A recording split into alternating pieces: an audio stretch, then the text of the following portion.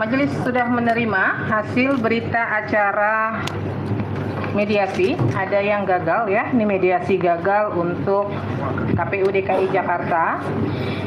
Kemudian KPU Kota Surakarta juga mediasi gagal.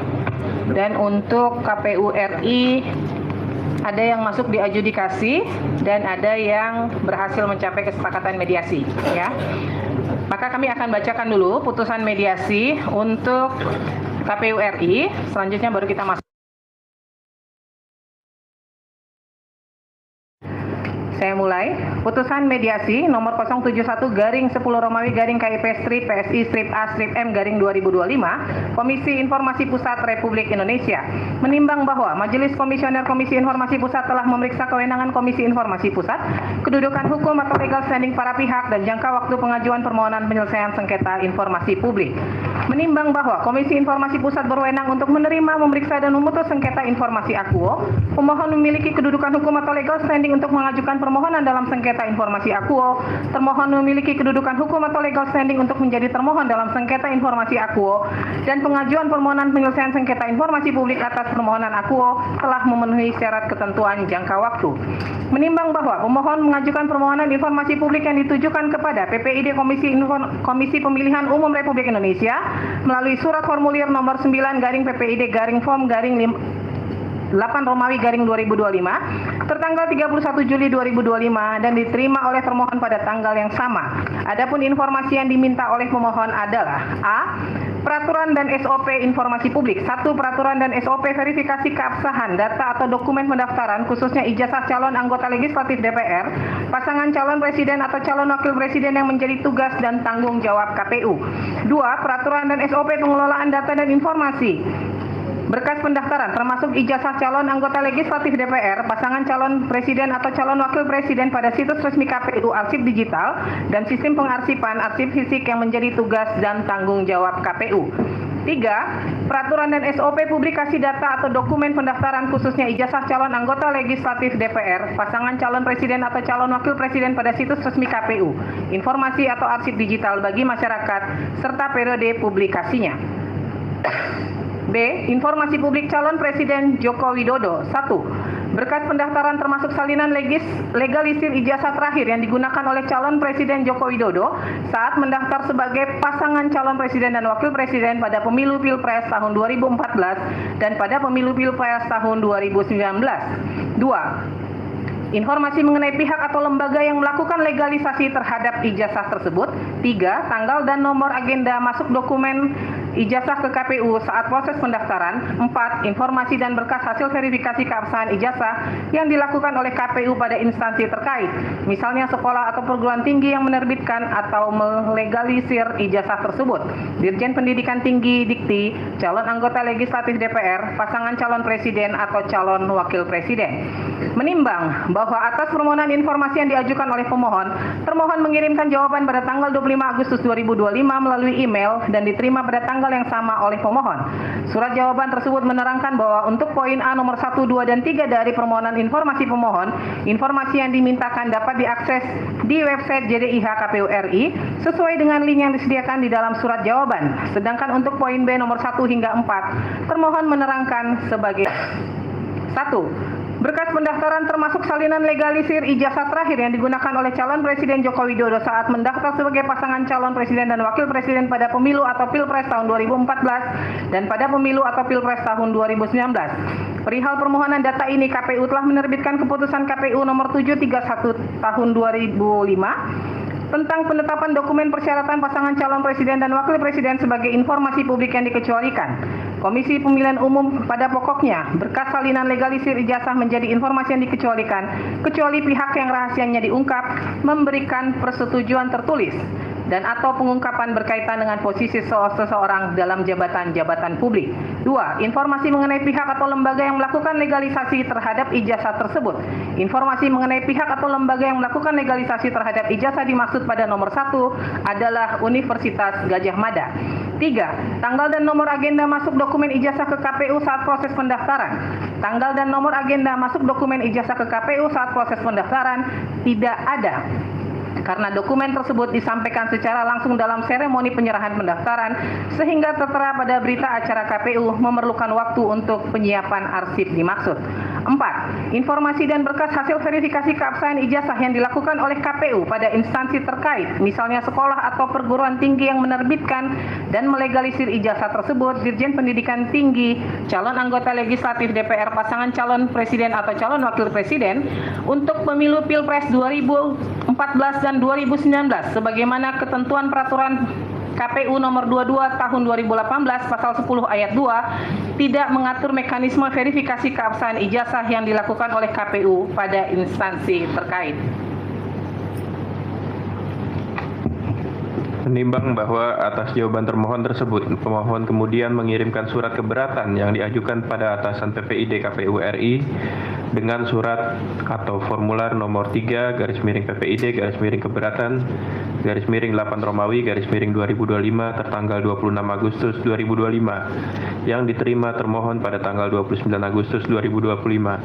Surat tersebut menyatakan bahwa alasan pokok keberatan permintaan informasi tidak ditanggapi tidak sebagaimana yang diminta oleh pemohon. Menimbang bahwa termohon kemudian menanggapi keberatan pemohon dengan mengirimkan surat tanggapan atas keberatan tertanggal 1 Oktober 2025 melalui email. Surat tersebut menyatakan bahwa KPU RI mengundang pemohon untuk hadir dan mengambil salinan informasi yang dimohonkan pada hari Kamis tanggal 2 Oktober 2025 di kantor Komisi Pemilihan Umum RI di Jalan Imam Bonjol nomor 29 Menteng, Jakarta Pusat. Undangan tersebut kemudian dijadwalkan ulang pada tanggal 10 Oktober 2025. Menimbang bahwa pemohon kemudian memenuhi undangan dari termohon dan di dalam pertemuan tersebut berdasarkan dokumen yang diserah terimakan, atasan PPID KPU RI memberikan salinan hard copy dari fotokopi ijazah legalisir calon Presiden Joko Widodo yang diserahkan saat mendaftar ke KPU RI pada Pilpres tahun 2014 dan Pilpres tahun 2019 dengan kondisi sebagian besar informasi penting ditutupi, yaitu antara lain 1. Nomor ijazah, 2. Nomor induk mahasiswa, 3. Tanggal legalisasi, 4. Tanda tangan pejabat yang melegalisir, 5. Tanda tangan rektor dan dekan. Selain itu, menurut pemohon terdapat beberapa dokumen atau informasi publik yang belum diberikan oleh termohon di dalam pertemuan tersebut. Menimbang bahwa pemohon mengajukan permohonan penyelesaian sengketa informasi kepada Komisi Informasi Pusat tanggal 13 Oktober 2025 yang diterima dan diregistrasi pada tanggal 14 Oktober 2025 dengan nomor register sengketa 071-5 10 Romawi /KIP PSI /2025. Menimbang bahwa terhadap sengketa informasi Akwo, Komisi Informasi Pusat telah melaksanakan persidangan pada tanggal 17 November 2025. Dalam persidangan tersebut, termohon menyatakan bahwa beberapa poin dalam permohonan informasi pemohon adalah informasi terbuka dan dapat diberikan hanya kepada pemohon dengan rincian sebagai berikut. A. Peraturan dan SOP informasi publik. 1. Peraturan dan SOP verifikasi keabsahan data atau dokumen pendaftaran khususnya ijazah calon anggota legislatif DPR, pasangan calon presiden atau calon wakil presiden yang menjadi tugas dan tanggung jawab KPU. 2. Peraturan dan SOP pengelolaan data dan informasi dalam kurung edit, delete, history, berkas pendaftaran termasuk ijazah calon anggota legislatif DPR, pasangan calon presiden atau calon wakil presiden pada situs resmi KPU, arsip digital dan sistem pengarsipan arsip fisik yang menjadi tugas dan tanggung jawab KPU. 3. Peraturan dan SOP publikasi data atau dokumen pendaftaran khususnya ijazah calon anggota legislatif DPR, pasangan calon presiden atau calon wakil presiden pada situs resmi KPU dalam kurung informasi atau arsip digital bagi masyarakat serta periode publikasinya. Menimbang bahwa termohon juga menyatakan bahwa untuk poin-poin permohonan di dalam huruf B dari permohonan informasi pemohon pada dasarnya adalah informasi terbuka, namun ada beberapa bagian yang perlu dihitamkan atas dasar perlindungan data pribadi. Menimbang bahwa Majelis Komisioner Komisi Informasi Pusat berpendapat bahwa untuk poin-poin permohonan informasi yang dinyatakan terbuka dan dapat diberikan kepada pemohon, maka dapat dilaksanakan mediasi antara kedua pihak. Para pihak kemudian menyatakan bersedia untuk menempuh proses penyelesaian sengketa informasi publik melalui mediasi.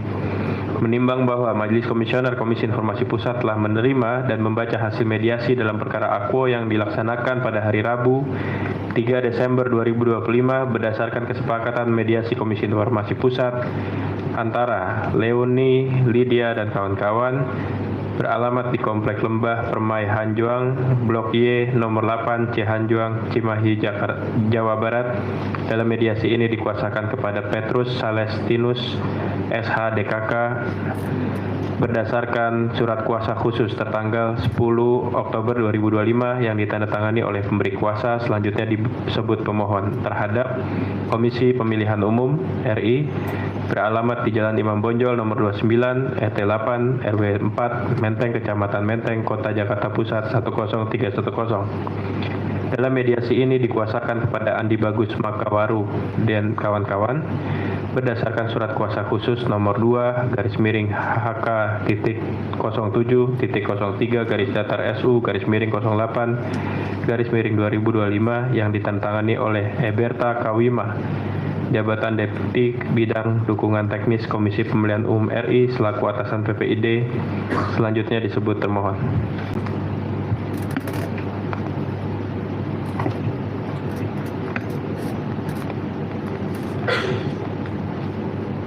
Tes mediasi yang dilaksanakan oleh para pihak dengan bantuan mediator Komisi Informasi Pusat Donius Gentoro telah menghasilkan kesepakatan sebagai berikut. Bahwa pemohon menerangkan informasi yang diminta dalam permohonan informasi publik kepada termohon adalah A. Peraturan dan SOP informasi publik 1. Peraturan dan SOP verifikasi keabsahan data dokumen pendaftaran khususnya ijazah calon anggota legislatif DPR, pasangan calon presiden, calon wakil presiden yang menjadi tugas dan tanggung jawab KPU. 2. Peraturan dan SOP pengelolaan data dan informasi edit delete history berkas pendaftaran termasuk ijazah calon anggota legislatif DPR, pasangan calon presiden, calon wakil presiden pada situs resmi KPU, arsip digital, dan sistem pengarsipan arsip fisik yang menjadi tugas dan tanggung jawab KPU. 3. Peraturan dan SOP publikasi data dokumen pendaftaran khususnya ijazah calon anggota legislatif DPR, pasangan calon presiden, calon wakil presiden pada situs resmi KPU, informasi arsip digital bagi masyarakat serta periode publikasinya. B. Informasi publik calon presiden Joko Widodo. 1. Berkas pendaftaran termasuk salinan legalisir ijazah terakhir yang digunakan oleh calon presiden Joko Widodo saat mendaftar sebagai pasangan calon presiden dan wakil presiden pada pemilu Pilpres tahun 2014 dan pada pemilu Pilpres tahun 2019. 2. Informasi mengenai pihak lembaga yang melakukan legalisasi terhadap ijazah tersebut. 3. Tanggal dan nomor agenda masuk dokumen ijazah ke KPU saat proses pendaftaran.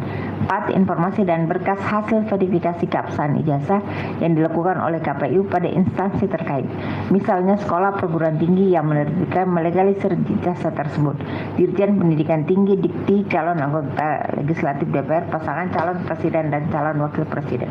Pasal 2, bahwa terhadap penjelasan pemohon sebagaimana disebutkan dalam pasal 1, termohon menyatakan 1. Terhadap permohonan informasi di bagian A nomor 1, 2, dan 3 diberikan kepada pemohon dalam bentuk hard copy dan soft copy.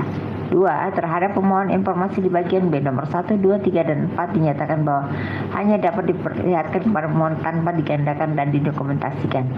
3. Pasal 3. 1. Bahwa terhadap pasal 2 dan angka 1 pemohon dapat menerimanya. 2. Bahwa terhadap pasal 2 angka 2 pemohon tidak dapat menerimanya dan akan melanjutkan pada sidang adjudikasi non litigasi. Pasal 4. Bahwa terhadap pasal 3 angka 1 termohon akan memberikan informasi Aquo kepada pemohon dan biaya kirim dibebankan kepada pemohon paling lambat 7 hari kerja setelah diterimanya salinan putusan mediasi dalam sengketa Aquo. Pasal 5. Berdasarkan kesepakatan mediasi ini, pemohon dan termohon bersedia mengakhiri sengketa informasi Aquo terhadap permohonan informasi dalam pasal 1 huruf A, sedangkan untuk permohonan informasi dalam pasal 1 huruf B akan dilanjutkan pada sidang adjudikasi non litigasi. Kesepakatan mediasi Aquo telah dibuat secara tertulis pada tanggal 3 Desember 2025 dan telah dibacakan di hadapan para pihak, dan para pihak menyatakan menyetujui seluruh kesepakatan tersebut. Saya lanjutkan. Menimbang bahwa berdasarkan kesepakatan mediasi ini, pemohon dan termohon bersedia mengakhiri sengketa informasi akuo untuk permohonan informasi yang disetujui di dalam kesepakatan mediasi, dan untuk permohonan informasi selain itu maka akan dilanjutkan dalam persidangan adjudikasi Komisi Informasi Pusat. Menimbang bahwa berdasarkan ketentuan pasal 40 ayat 3 Undang-Undang KIP, junto pasal 47 ayat 2 Perki PPSIP, pada pokoknya mengatur bahwa kesepakatan para pihak dalam proses mediasi dituangkan dalam bentuk putusan mediasi Komisi Informasi. Menimbang bahwa berdasarkan ketentuan pasal 39 Undang-Undang KIP menyatakan bahwa putusan Komisi Informasi yang berasal dari kesepakatan melalui mediasi bersifat final dan mengikat. Berdasarkan kesepakatan tersebut, Majelis Komisioner menjatuhkan putusan sebagai berikut. Memutuskan, memerintahkan pemohon dan termohon untuk menjalankan kewajibannya sebagaimana tertuang dalam kesepakatan akuo. Demikian diputuskan dalam rapat musyawarah Majelis Komisioner pada hari Kamis 4 Desember 2025 oleh Majelis Komisioner Rosvita Vici Pauline selaku Ketua Arya Sandi Yuda dan Samorotu Naja Ismail masing-masing sebagai anggota. Putusan ini dibacakan dalam sidang yang terbuka untuk umum pada hari Senin 8 Desember 2025 oleh Majelis Komisioner yang nama-namanya tersebut di atas dengan didampingi oleh Indra Hasbi sebagai panitera pengganti dengan dihadiri oleh pemohon dan termohon. Ketua Majelis Rosvita Vici Pauline ditandatangani, anggota Majelis Arya Sandi Yuda ditandatangani, anggota Majelis Samorotu Naja Ismail ditandatangani, panitera pengganti Indra Hasbi ditandatangani. Untuk salinan putusan ini sah dan sesuai dengan aslinya diumumkan kepada masyarakat berdasarkan Undang-Undang Nomor 14 Tahun 2008 tentang Keterbukaan Informasi Publik dan Pasal 59 Ayat 4 dan Ayat 5 Peraturan Komisi Informasi Nomor 1 Tahun 2013 tentang prosedur penyelesaian sengketa informasi publik. Demikian putusan mediasi untuk yang peraturan dan SOP informasi publik di KPU RI sudah dibacakan, ya. Tinggal KPU nanti menjalankan hasil putusan. Kemudian kita masuk kepada adjudikasi. Saya ingin tanya dulu kepada KPU, mohon dijelaskan nih macetnya di mana, karena kalau berdasarkan pada persidangan sebelumnya terkait poin B, informasi publik calon Presiden Joko Widodo dinyatakan terbuka nih semuanya. Nah, apa nih yang nyangkut nih? Tadinya saya berharap mediasi harusnya mencapai kesepakatan nih. Karena semuanya dinyatakan terbuka, termasuk DKI Jakarta, gitu loh. Silakan. Izin majelis bahwa KPU dalam hal menyampaikan dokumen informasi yang dimohonkan itu melakukan prinsip kehati-hatian dan akhirnya sudah dilakukan uji konsekuensi pada tanggal 25 November kita sudah melakukan uji konsekuensi dan dihasilkan uji konsekuensi yang putusan uji konsekuensi tersebut adalah memberikan kepada pemohon tetapi hanya dengan memperlihatkan saja bahwa dokumen informasi yang dimohonkan itu memang bersifat terbuka. Putusannya bersifat terbuka tetapi ada hal-hal yang bersifat data pribadi. Oleh karena itu dengan prinsip kehati-hatian tersebut maka penyampaian melalui gradasi bahwa KPU sebagai badan publik itu melakukan penyampaian hanya ditunjukkan, tidak dapat didokumentasikan atau digandakan. Demikian. Ya. Betul. Ada di bawah nggak? Hasil uji konsekuensinya di bawah nggak?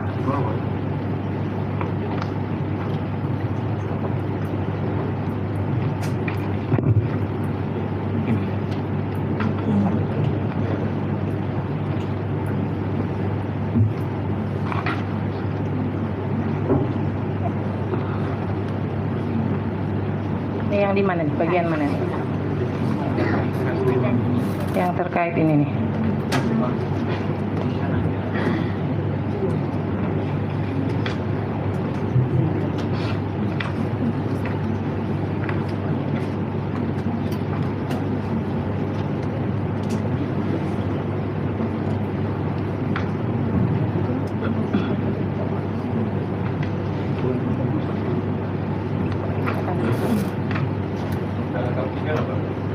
Ada rangkapannya nggak ada ya?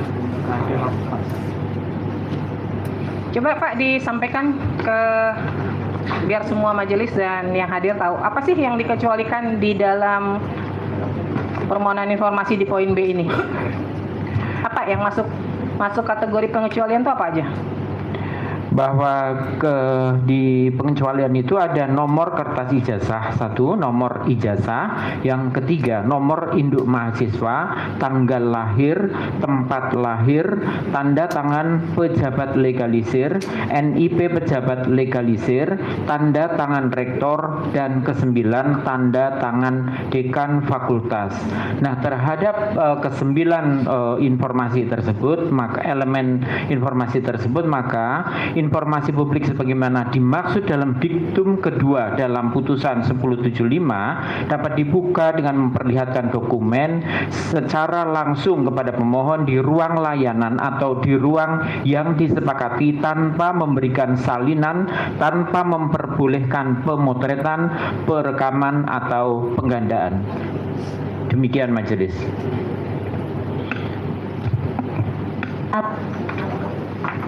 Dikecualikan atau apa?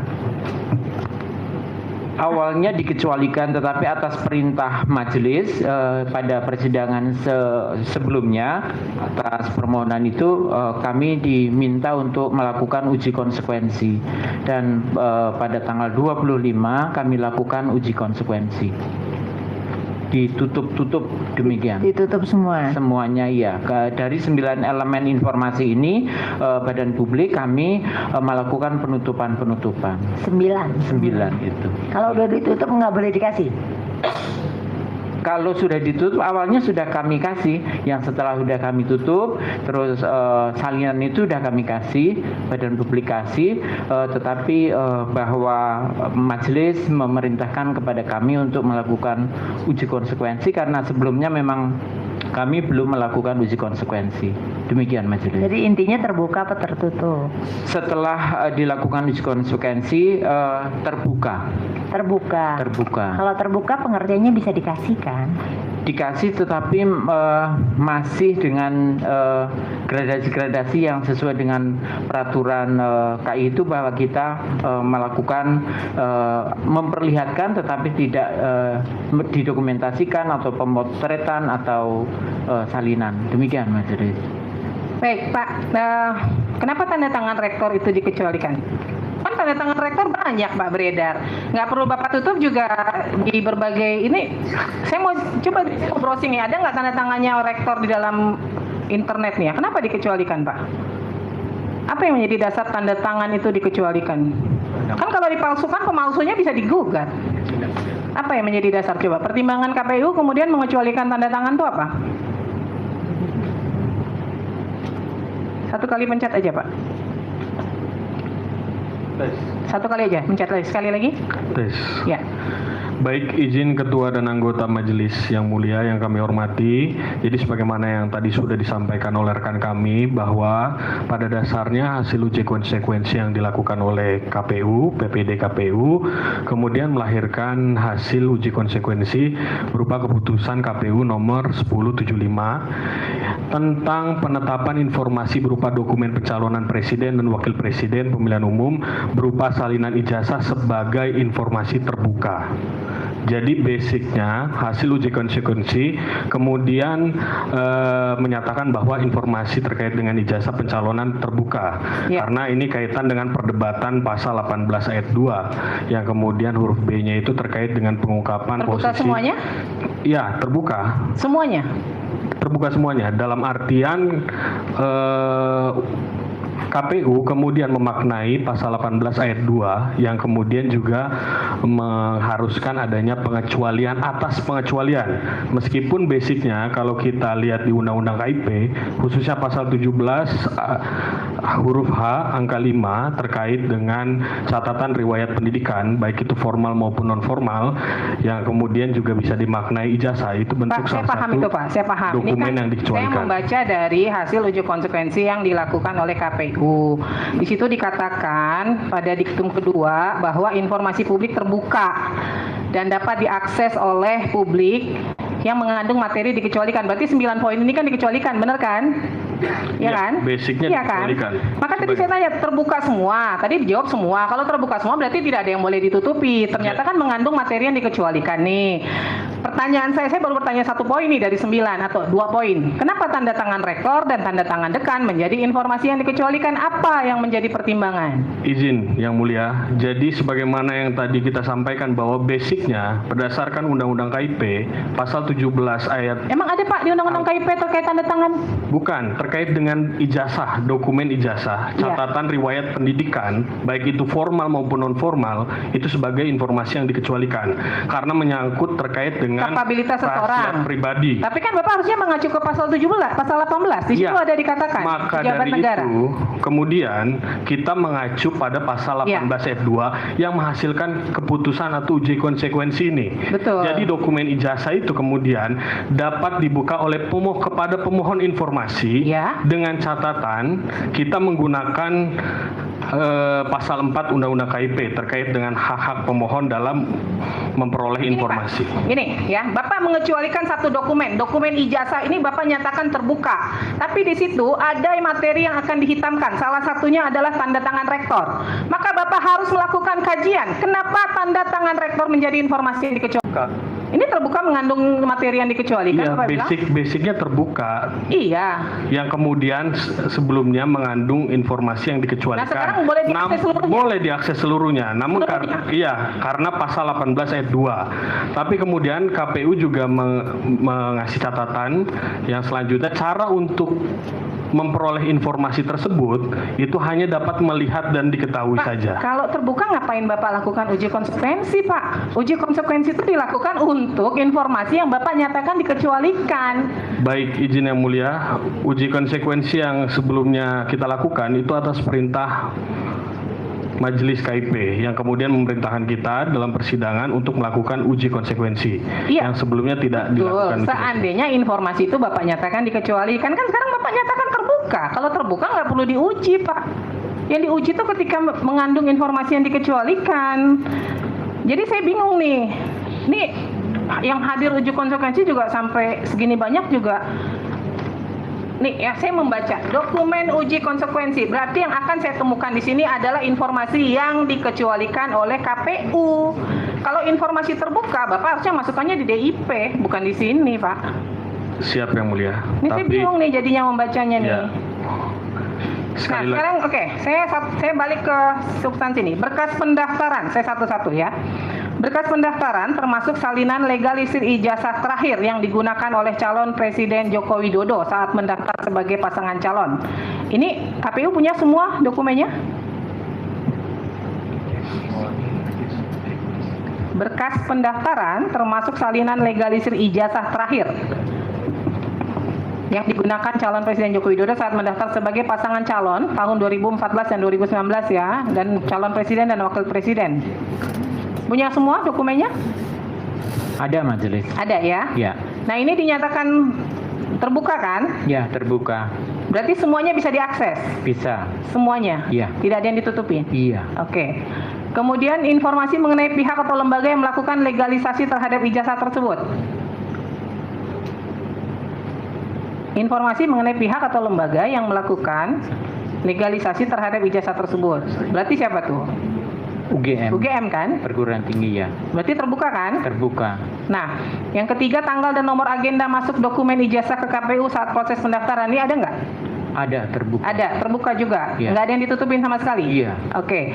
Informasi dan berkas hasil verifikasi keabsahan ijazah yang dilakukan oleh KPU pada instansi terkait, sekolah atau Dirjen Dikti.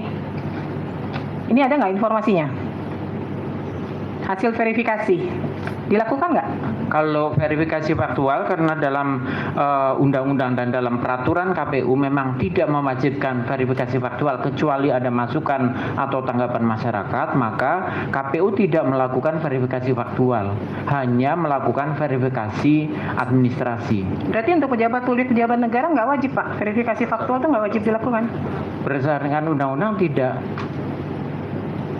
Hanya administrasi, kecuali itu tadi, kecuali ada masukan atau tanggapan dari masyarakat atau dari publik, baru KPU melakukan verifikasi atau klarifikasi ke instansi yang terkait. Artinya di tahun 2014 dan 2019 tidak dilakukan ya pada saat pendaftaran sebagai presiden tidak dilakukan. Kalau verifikasi administrasi dilakukan, tetapi Verifikasi faktual faktualnya secara tidak dilakukan. faktual tidak dilakukan.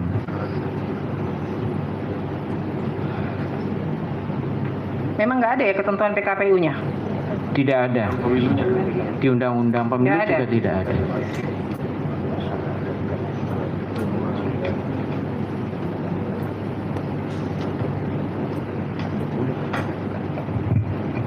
Nah terus kenapa Pak ini nggak bisa, kalau udah terbuka semua kenapa nggak dikasih waktu mediasi? Apa yang menjadi persoalan kemudian itu tidak bisa diberikan? Iya itu, kami menawarkan dengan cara seperti itu diperlihatkan, tetapi bahwa pihak pemohon tidak sepakat dengan seperti itu karena menginginkan adanya dokumen itu semuanya ada salinan yang bisa diterima begitu, dokumen. Ya kan kalau udah salinan. terbuka semuanya, apa yang menjadi pertimbangan kemudian nggak bisa diberikan salinannya kepada pemohon? Melindungi hak-hak pribadi dengan data-data pribadi itu, dan kami dengan prinsip kehati-hatian itu. Pak, begini Pak, kalau di situ ada hak-hak pribadi, misalnya di dalam ijazah itu ada informasi pribadi yang harus dilindungi, maka itu kan bagian itu saja yang ditutup Pak. Tidak otomatis kemudian informasinya itu lalu nggak bisa diakses menjadi rahasia, nggak bisa Pak. Kalau Bapak tunjukkan, sekarang kalau Bapak tunjukkan lah, ditutup nggak tuh kalau yang mengandung informasinya? Kalau Bapak nggak tutup, Bapak juga salah. Kalau mengandung informasi yang rahasia, sekalipun diperlihatkan Bapak tidak nutup, bisa saja Bapak digugat orang. Baik Yang Mulia. Izin kami bertanya Yang Mulia. Silahkan. Menurut Yang Mulia, ketentuan pasal 17 huruf A angka 5 itu apakah mencakup ijazah atau tidak? Pasal 17, coba baca apa Pak? Saya nggak pegang undang-undang soalnya.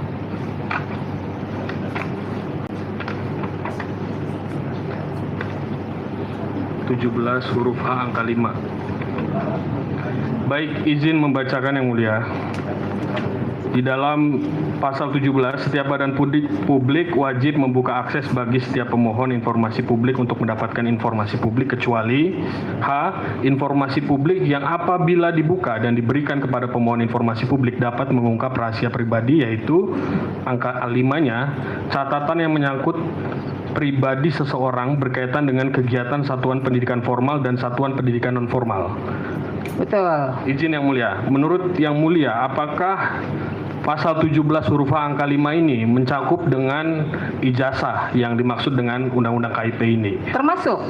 Berarti ijazah itu basicnya berdasarkan Undang-Undang KIP adalah dikecualikan. Tapi tadi kan saya bilang, tapi lihat pasal 18-nya, di situ ada Ya. menyangkut pejabat negara Pak. Betul, maka dari itu hasil uji konsekuensi kita dengan mempertimbangkan pasal 17 huruf H angka 5 jungto pasal 18 ayat 2, maka kemudian informasi jasa pencalonan presiden dan wakil presiden itu dinyatakan terbuka. Namun dengan catatan hanya dapat dilihat oleh pemohon informasi sebagaimana yang diatur dalam pasal 4 Undang-Undang KIP terkait dengan hak-hak informasi Pak, Bapak pemohon kalau informasi. mau bicara hak terhadap pasal yang tadi Bapak baca, itu berlakunya umum. Kalau Bapak bilang dikecualikan, dikecualikanlah dia.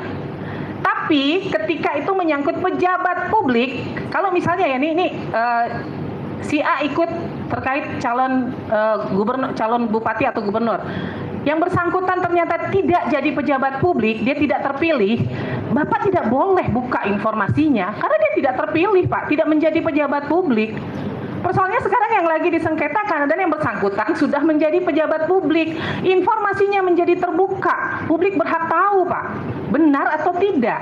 Benar Yang Mulia, berdasarkan hasil uji konsekuensi kita juga kemudian menyatakan bahwa informasi Iya tersebut betul. Nah sekarang terbuka. Bapak sudah menyatakan terbuka, tapi Bapak kemudian juga di samping itu tadi Bapak mengatakan di dalamnya ada informasi pribadi. Loh, gimana ceritanya? Kan kalau ada informasi Izin pribadi Yang harus Mulia, ditutup. saya Gimana tidak sih, Pak? menyampaikan hal demikian. Tadi kan ada yang hak-hak publik. yang saya pertanyakan adalah terkait dengan penjelasan pasal 17 huruf H angka 5 Iya. yang kemudian majelis juga menyatakan bahwa ijazah merupakan bagian dari yang dasarnya, basicnya adalah informasi Bapak jangan ngetes dikecualikan. saya di soal itu Pak. Saya tuh sudah bilang berkali-kali, itu berlaku untuk masyarakat umum Pak. Kalau pejabat publik itu tidak berlaku Pak. Pejabat publik informasinya ijazahnya menjadi terbuka Pak. Publik boleh tahu tahu ijazahnya sesuai atau tidak. KPU punya kewajiban melakukan verifikasi, kan begitu Pak. Sekarang KPU lakukan nggak verifikasinya. Bapak jangan ngetes saya terkait itu berlaku untuk masyarakat Pak. Benar. Karena ada poin di pasal 18 Undang-Undang tidak berlaku itu untuk pejabat publik ada pengecualian. Sekarang yang bersangkutan pejabat negara atau tidak? Izin yang mulia yang Gitu kita loh. hormati. Jadi yang tadi kita sampaikan bahwa basicnya sebagaimana memperhatikan pasal 17 huruf A angka 5 bahwa ijazah pengecualian atas pengecualian itu kemudian diberlakukan karena ada pengaturan pasal 18 ayat 2, maka kemudian keputusan KPU menghasilkan bahwa ijazah pencalonan presiden terbuka dengan mendasari pasal 18 ayat 2, namun hanya dapat disampaikan kepada pemohon informasi dengan cara melihat atau mengetahui. Terima kasih yang mulia. Bentar, KPU muter-muter banget deh jawabnya. Pak, simpel saja deh. Bapak mengatakan terbuka. Ada nggak saya tanya yang ditutupin di situ? Nggak ada. Kalau tidak ada yang ditutupi, informasinya terbuka. Sekarang apa yang menjadi kendala kalau itu kemudian diberikan salinannya gitu loh. Itu pertanyaan saya, tolong dijawab. Apa sih yang menjadi dasar kalau salinannya diberi? Bapak buka akses begini, dengan Bapak berikan salinannya, toh nggak ada beda. Pemohon juga bisa lihat semuanya gitu loh. Nah kenapa kalau misalnya pemohon informasi dapatkan salinannya, apa sih yang menjadi persoalan di KPU itu apa? Itu tolong jawab saya bagian itu aja. Baik yang mulia, jadi sebagaimana yang kemudian tadi juga sudah disampaikan bahwa sebagai lembaga negara kita juga harus berpegang teguh pada prinsip kehati-hatian. Jadi kita juga dalam hal ini tidak hanya memperhatikan pasal 18 ayat 2, tapi juga memperhatikan pasal 17 huruf H angka 5 sebagaimana tadi yang sudah diskusikan. Izin yang mulia sekali lagi, begitu hasil uji konsekuensi yang kemudian dilakukan oleh KPU. Saya agak bingung ini ya. Terus terang saya 12 tahun di KI baru kali ini saya membingungkan sekali dengan sidang ini. Ya. Uji konsekuensi itu tidak berlaku lagi Pak karena Bapak sudah menyatakan terbuka. Jadi tidak ada yang namanya hasil uji konsekuensi. Orang Bapak nyatakan terbuka kok informasinya. Uji konsekuensi itu hanya berlaku untuk informasi yang Bapak kecualikan. Nih kalau dalam ijazah ternyata di situ ada tanggal lahir yang Bapak nyatakan dikecualikan, oke, Bapak lakukan uji konsekuensi bahwa di dalam ijazah yang menyangkut tanggal lahir adalah informasi yang dikecualikan. Itulah yang tertuang di dalam uji konsekuensi. Tapi kalau Bapak tadi sudah menyatakan semuanya terbuka, nggak ada yang namanya uji konsekuensi Pak. Maka informasi 1, 2, 3, 4 itu wajib ada di dalam daftar informasi publik DIP, menjadi informasi terbuka. Yang namanya informasi terbuka, Bapak Ibu tidak bisa menerapkan prinsip kehati-hatian. Karena dia terbuka Pak, berarti publik bisa mengakses. Nggak ada prinsip kehati-hatian di dalam informasi terbuka. Apalagi yang mau dihati-hatikan, terbuka kok. Gitu loh, saya bingung nih. Agak bingung, udah dinyatakan terbuka, tidak ada satupun yang dikecualikan, tapi kemudian pakai prinsip kehati-hatian, nggak apa, dengan hal seperti ini gitu loh. Silakan majelis lain kalau ada yang ingin digali dulu terkait ini. Dengan KPU menerjemahkan pemahaman itu suatu ketentuan harus secara utuh, tidak sepenggal-sepenggal. Tadi ketua sudah mengatakan kalau itu terbuka ya terbuka. Yang perlu diterjemahkan dan melihat dan mengetahui ketika misalnya pemohon itu ada tujuan, waktu surat pemohon mengatakan tujuan hanya mengetahui dan melihat. Maka ketika dia minta mengetahui dan melihat, itulah yang kita lakukan, mengetahui dan melihat, bukan pertimbangan dari sisi badan publik. Jadi dengan kata lain, pemenuhan permohonan itu pertama dilihat tujuannya, kemudian dilihat jenis dokumennya. Sepanjang jenis dokumennya itu terbuka, ya terbuka semua. Nah, kalau di bagian informasinya itu, dokumen itu ada yang dikecualikan, maka itu ditampang. Jangan kemudian mengatakan bahwa ketika dokumen itu terbuka hanya disampaikan dalam hanya mengetahui dan melihat. Jadi jangan melihat suatu ketentuan itu jangan sepenggal-sepenggal atau untuk kepentingan badan publik saja. Ketika mengatakan dikecualikan, oh pasal 17, tapi lupa pasal 18 itu adalah pejabat publik. Jadi ya kalau memang itu terbuka ya terbuka, kasih saja salinan. Kecuali yang diminta asli. Kan nggak mungkin, kalau asli itu berarti nggak bisa dikasih karena hanya satu gitu. Atau dokumen satu-satunya misalnya. Jadi mungkin dalam hal ini KPU jangan berlindung dalam suatu pemahaman yang bisa diterjemahkan dari kacamata badan publik, tapi seharusnya di kacamata yang seutuhnya aja. Jadi kalau memang katanya terbuka, ya kasih saja terbuka sesuai dokumen, kan dokumen yang diminta. Demikian betul. Pak, sebentar, saya bingung nih. Ini setahu saya tidak pernah memerintahkan melakukan uji konsekuensi ya. Ini dari sidang sebelah kali ya? Sidang sebelah ya? Makanya saya kacau, Pak. Saya cukup kacau dengan hasil uji konsekuensi ini. Karena di catatan saya semuanya terbuka. Seharusnya kalau semuanya terbuka, saya tidak akan memerintahkan melakukan uji konsekuensi. Makanya jadi kecampur nih dengan sidang sebelah. Silakan. Nah, Pak, izin Ketua. Meskipun ya dengan majelis sidang yang berbeda, seharusnya statementnya sama. Kalau itu dikecualikan, kecualikan. Kalau itu terbuka, terbuka. Ya udah, kalau kenapa kemudian lakukan uji konsekuensi, kemudian membawa ranah yang sidang sana, bawa ranah ke sini. Kita di sini nggak ada perintahkan itu uji konsekuensi. Kalau terbuka ya nggak perlu uji konsekuensi gitu. Lalu jangan berpandangan sendiri juga. Oh, kalau terbuka hanya bisa untuk mengetahui dan melihat. Izin Yang Mulia. Jadi ini bukan pandangan dari KPU juga dalam melakukan diskusi ini juga khususnya untuk uji publik ya, berdasarkan perintah dari majelis di perkara yang berbeda terkait dengan hal yang sama. Memang kita juga melibatkan pakar ya dalam hal ini yang kemudian juga membantu kita dalam mengkonstruksikan argumen-argumen yang berkaitan dengan pengelolaan data dan informasi di KPU. Jadi hasil uji konsekuensi ini sebagaimana yang dituangkan dalam keputusan ini ya menghasilkan bahwa dokumen tersebut terbuka tapi dapat diakses oleh pemohon informasi dengan cara melihat dan mengetahui. Dan logikanya Pak, uji konsekuensi itu dilakukan kalau Bapak berpendapat itu dikecualikan, dan itu Bapak mau meyakinkan kepada pertama permohonan informasi atau pada sidang sengketa. Jadi bukan karena dianalisis dulu baru menghasilkan oh ini ternyata terbuka, tidak. Jadi uji konsekuensi itu ketika Bapak berpendapat, badan publik berpendapat itu informasinya memang dikecualikan. Kalau dari awalnya memang terbuka ya nggak usah dilakukan uji konsekuensi. Izin Yang Mulia, memang sebagaimana yang tadi sudah kita sampaikan juga ya informasi yang kemudian kita uji konsekuensi berdasarkan perintah majelis dalam perkara yang sebelumnya. Dan hasil uji konsekuensi itu kemudian menyatakan bahwa dokumen tersebut dalam tanda kutip terbuka tapi kalau hanya majelis untuk sebelumnya itu kan mengatakan itu uji konsekuensi karena badan bulog mengatakan ini informasinya dikecualikan atau tidak bisa dikasih.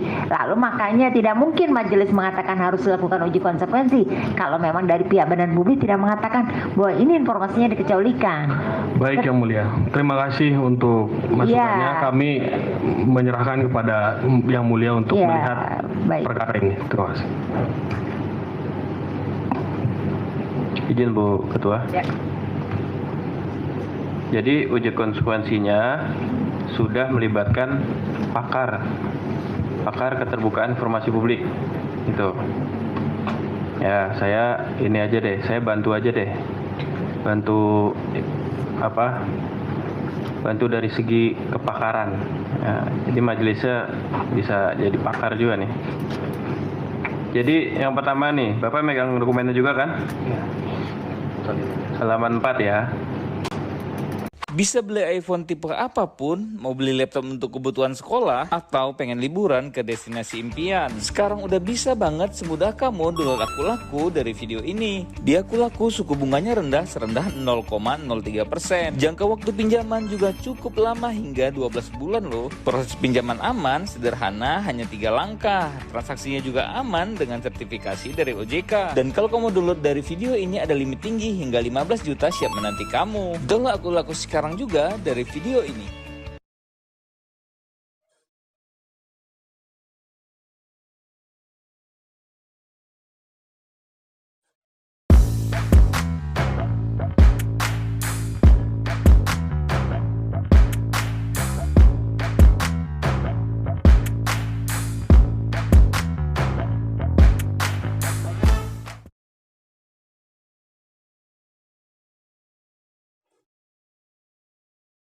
Ini ada kedua, informasi publik terbuka dan dapat diakses oleh publik yang mengandung materi yang dikecualikan.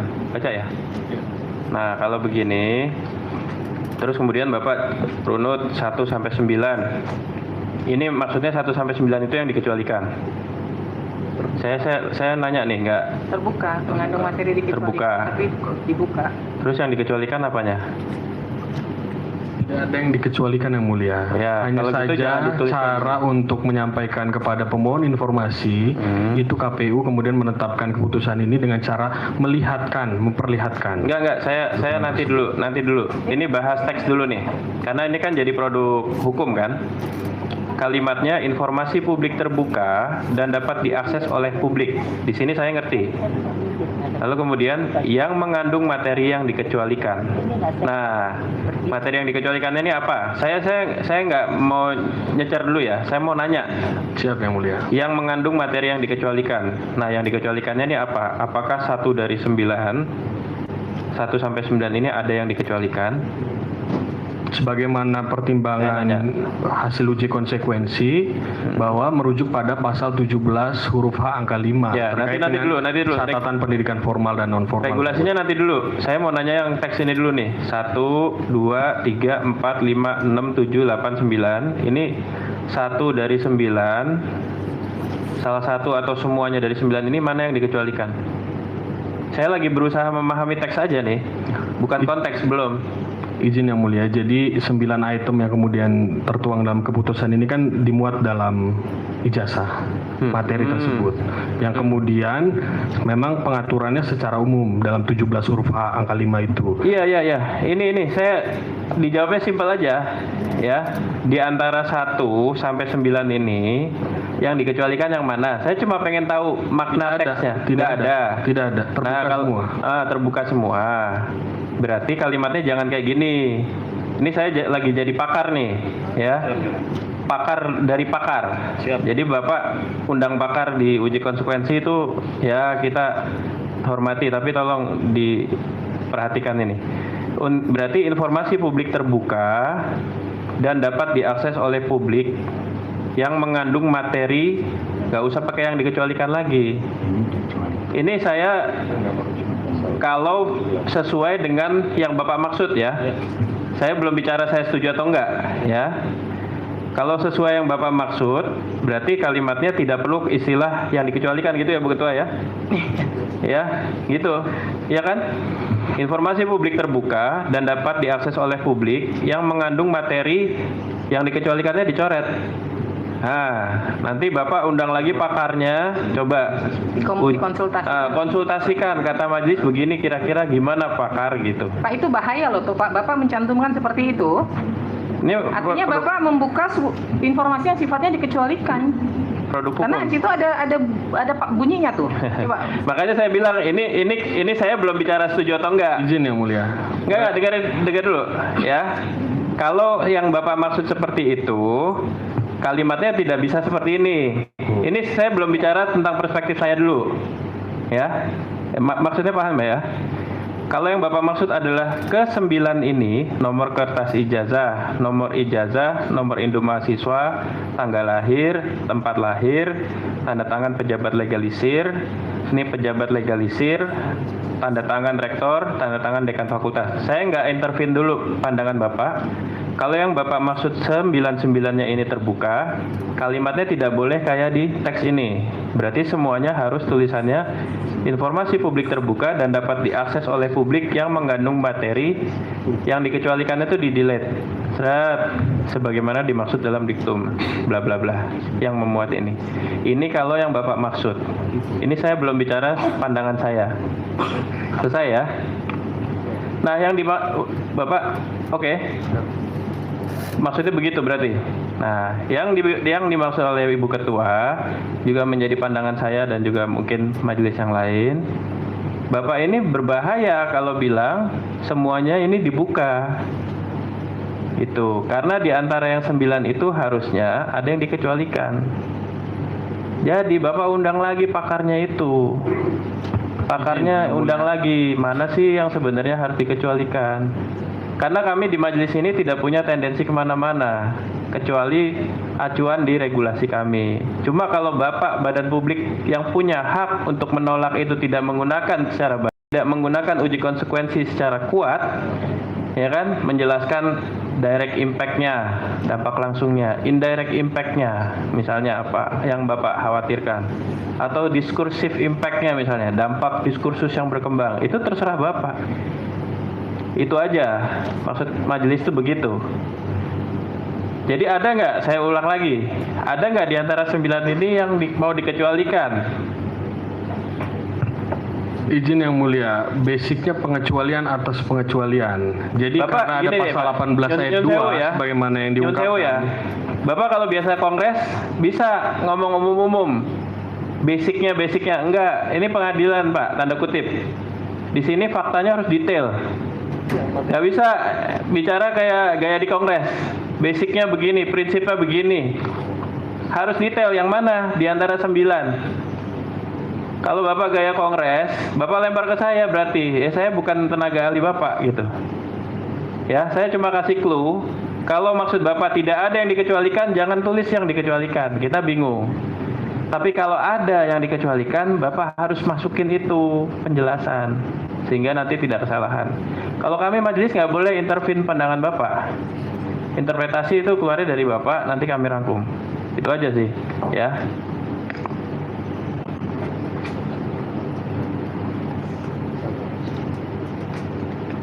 Jadi gini Pak, pengecualian atas pengecualian itu seperti harusnya begini. Ijazah untuk orang umum, masyarakat umum itu dikecualikan. Betul. Untuk pejabat publik, pejabat negara, dia menjadi informasi terbuka, boleh diakses, ya kan? Tetapi di dalam ijazah itu ada juga informasi yang dikecualikannya, Pak. Tadi seperti tanggal lahir itu kan mengacu ke PDP. PDP, Undang-Undang PDP dengan jelas menyebutkan tanggal lahir dikecualikan. Maka di dalam informasi terbuka seperti ijazah itu, maka tanggal lahirnya harus ditutup karena mengandung informasi yang dikecualikan.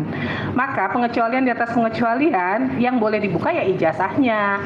Tapi Bapak harus lagi melihat dalam ijazah itu ada nggak yang dikecualikan. Bapak harus ajak tuh, misalnya UGM-nya ngomong. Misalnya UGM mengatakan NIM-nya terbuka, Bapak nggak boleh bilang itu tertutup, kan begitu, ya kan? Nah itu dia mengacunya ke situ. Jadi bukan kemudian semuanya yang di PDP dikatakan berdasarkan Undang-Undang PDP dikecualikan, lalu Bapak membuka aksesnya. Ini kan begini nih bahasanya nih. Informasi publik terbuka dan dapat diakses oleh publik yang mengandung materi yang dikecualikan. Nggak boleh Pak, materi yang dikecualikannya kalau ada Undang-Undang PDP yang menyatakan dikecualikan ya nggak boleh dibuka. Gitu loh. Jadi harus hati-hati Pak. Mengecualikan di atas pengecualian tuh harus hati-hati. Nah, di sini di dalam 9, makanya tadi saya mencoba menanyakan terkait 9 item ini karena di dalam 9 item ini ternyata ada 1-2 poin yang masuk kategori informasi rahasia berdasarkan PDP. Bahwa tanda tangan rektor itu tidak ada tuh masuk tanda tangan tuh bukan informasi dikecualikan. Saya nggak tahu mengacu ke undang-undang mana yang menyebutkan tanda tangan dikecualikan. Maka kalau dibilang pengecualian di atas pengecualian pun ini tidak pas. Karena tanda tangan itu tidak ada. Saya tidak tahu aturan mana yang bilang tanda tangan itu informasi dikecualikan. Begitu loh. Ya, jadi ini harus hati-hati dan ini memang kemudian yang mengacaukan kita karena ada hasil uji konsekuensi ini padahal secara jelas sudah dinyatakan terbuka begitu ya. Jadi pada prinsipnya poin yang diminta ini sebenarnya semuanya terbuka ya, terbuka, yakin. Jadi ijazah terbuka semua, yakin nih. Izin yang mulia, terbuka dalam konteks pasal 18 itu yang menjadikan itu terbuka. Yang kemudian caranya hanya dapat diperlihatkan saja. Terima kasih yang mulia. Pak, nanti mekanisme caranya itu nanti keputusan majelis ya, terlepas dari KPU nanti mau tidak. Ini kan karena mediasinya gagal karena hanya mau diperlihatkan ya Pak ya. Benar ya? Jadi pemohon tidak berkenan kan? Ya. Saya tadi cuma mempertegas terkait itu Pak. Yakin nih Pak, semuanya yang diminta ini tidak ada lagi yang masuk ke perlindungan data pribadi. Sudah dicek benar-benar. Izin yang mulia, sebagaimana pasal 18 kan itu kemudian membatalkan pasal 17 huruf H yang kaitannya dengan rahasia pribadi. Yang tadi yang mulia juga sampaikan. Paham yang saya jelaskan nih. Pak, saya jelaskan. Pasal 17 ya Bapak harusnya mengacunya ke yang huruf H di situ. terkait kapabilitas seseorang, hasil evaluasi sehubungan dengan kapabilitas, intelektualitas, kemudian catatan yang menyangkut pribadi seseorang berkaitan dengan satuan pendidikan formal ya. Itu kan salah satunya adalah ijazah. Nah Pak, coba Bapak pahami satu saya pelan-pelan nih Pak. Ijazah, kalau yang diminta ijazahnya Bapak-bapak yang ada di sini atau para wartawan nih diminta ijazahnya untuk dibuktikan tidak punya kewenangan karena bukan pejabat publik. Ya, ijazahnya ya. Tetapi kalau itu menyangkut pejabat negara, maka ijazahnya boleh diakses. Persoalannya di dalam ijazah itu juga mengandung informasi yang bersifat rahasia. Salah satunya adalah tanggal lahir, itu berdasarkan Undang-Undang Perlindungan Data Pribadi, undang-undang ya, bukan peraturan. Maka undang-undang itu wajib dipatuhi.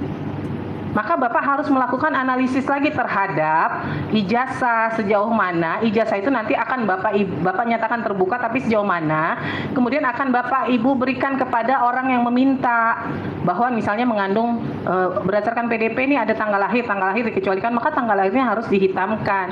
Tidak boleh Bapak Ibu buka aksesnya karena PDP mengatakan itu dikecualikan. Itu salah satu contoh Pak. Jadi yang terbuka adalah dokumennya, ijazahnya, bahwa di dalam mengandung informasi yang dikecualikan tetap harus Bapak tutup. Gitu loh, paham nggak Pak ya? Pak, Bapak di daftar riwayat hidup itu informasi terbuka untuk pejabat publik.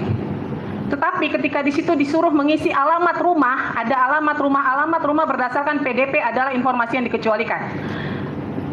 NIK, informasi yang dikecualikan, maka itu harus ditutup Pak. Ketika orang minta, Bapak mau kasih aksesnya, ada informasi dikecualikan berdasarkan PDP nih, maka itu harus Bapak Ibu tutup sebelum Bapak Ibu berikan informasinya gitu loh. Paham ya Pak ya? Jadi makanya tadi saya tanya berulang-ulang, yakin nih Pak ijazah dibuka semua, yakin nih Pak dibuka akses semuanya, yakin Pak di dalamnya nggak ada lagi informasi yang dikecualikan nih, Bapak Ibu yakin nggak? Gitu loh. Jangan sampai nanti Bapak Ibu buka akses semuanya, entah itu hanya diperlihatkan, entah itu ada apa, dan di situ mengandung informasi yang dikecualikan. Bapak Ibu salah membuka informasi yang dikecualikan kepada publik. Gitu. Jadi sebuah dokumen ketika dikecualikan tidak otomatis ya, sebuah informasi itu mengandung hanya 2-3 baris yang dikecualikan, itu saja yang ditutup, dokumennya tidak menjadi informasi rahasia. Ini ijazah nih, tadinya rahasia nih karena miliknya si A, dia bukan pejabat publik, hanya masyarakat biasa. Tiba-tiba orang minta ijazah saya. Nah, karena saya pejabat publik, ya saya harus berani buka, harus kasih. Cuman persoalannya di situ kan ada identitas pribadi, yang pribadinya saya tutup.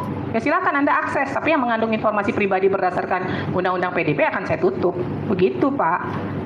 Sehingga ijazahnya menjadi terbuka, tapi informasi kandungan informasi pribadinya menjadi informasi yang rahasia, tetap nggak boleh dibuka. Karena sudah ada diatur di Undang-Undang Perlindungan Data Pribadi. Gitu. Ya, nanti coba deh dianalisis ulang, hati-hati Pak. Bapak mengatakan ini semua terbuka. Ternyata nanti mengandung informasi yang dikecualikan, Bapak bisa digugat orang, gitu loh. Ya. Saya balik ke KPU Kota Jakarta, KPU DKI Jakarta dan KPU Kota Surakarta. Ini kan sama ya nih. Yang diminta kurang lebih sama dan mediasi gagalnya sama ya. Sama ya. Ini kenapa nih Pak? Yang poin saya DKI dulu. Kenapa Pak? Yang peraturan dan SOP menjadi dikecualikan kan sebenarnya mengacu ke RI sama ya? Sama nggak sih? Satu kali aja Pak. Iya. Satu kali aja, jangan 2 kali. Satu kali. Iya. Izin Majelis menyampaikan terkait mediasi kemarin, sebenarnya terkait SOP sudah kami sampaikan Pak sesuai dengan surat jawaban kami melalui sesuai dengan peraturan-peraturan yang sudah kami sebutkan di dalam surat jawaban kami, dan itu bisa diakses melalui link CDA kami. Bahkan dalam mediasi kemarin pun juga sudah kami sampaikan informasi tambahan karena waktu itu dipertanyakan terkait bagaimana mekanisme verifikasi syarat calon, dan itu kemarin juga sudah kami sampaikan terkait keputusan keputusan 07 garing KPTS Provinsi strip 010 strip 2011 tentang pedoman teknis pemeriksaan calon gubernur dan wakil gubernur di tahun 2012, dan itu juga sudah kami sampaikan juga yang majelis. Pak, ini kan peraturannya yang dimintakan terkait dengan legislatif DPRD untuk DKI ya. Iya. Nah itu dia pendaftaran khusus ijazah dan sebagainya. Ini dia ada yang buat memang dari kewenangannya di KPU DKI? Di KPRI. Atau KPRI? Di KPRI. KPRI. Ya, KPRI. Ini Kemudian sama nih dengan yang Kota Surakarta juga gitu? Sama ya Pak? Jadi kalau yang 2005 itu kewenangan ada di KPU Kabupaten Kota.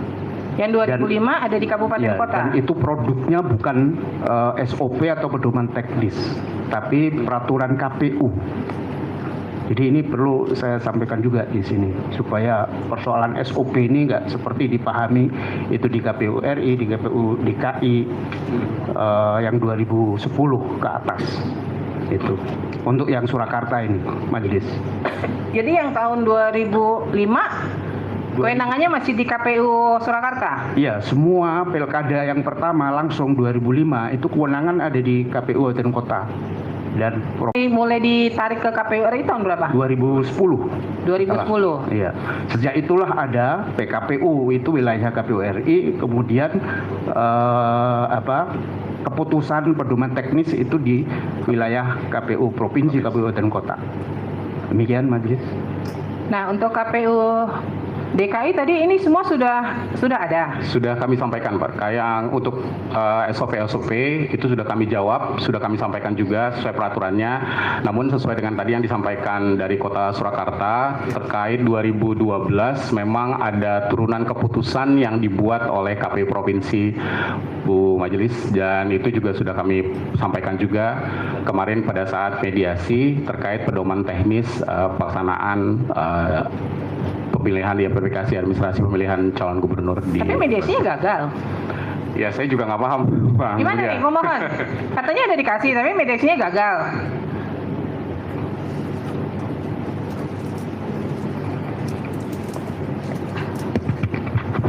Terima kasih. Pertama, untuk KPU RI, poin A kami terima, walaupun sebetulnya menolak artinya apa? Bahwa pada saat mediasi itu kami temukan bahwa KPU tidak melakukan verifikasi faktual terhadap ijazah, dan menurut saya itu fatal sekali. Tetapi pada saat itu KPU RI masih mencoba memperlihatkan ada juknis yang ada saat itu memang hanya mengatur verifikasi administrasi. Jadi makanya waktu itu kita udahlah lewat. Tetapi makin ke bawah waktu KPU DKI makin parah, tidak bisa memperlihatkan peraturan yang lebih detail.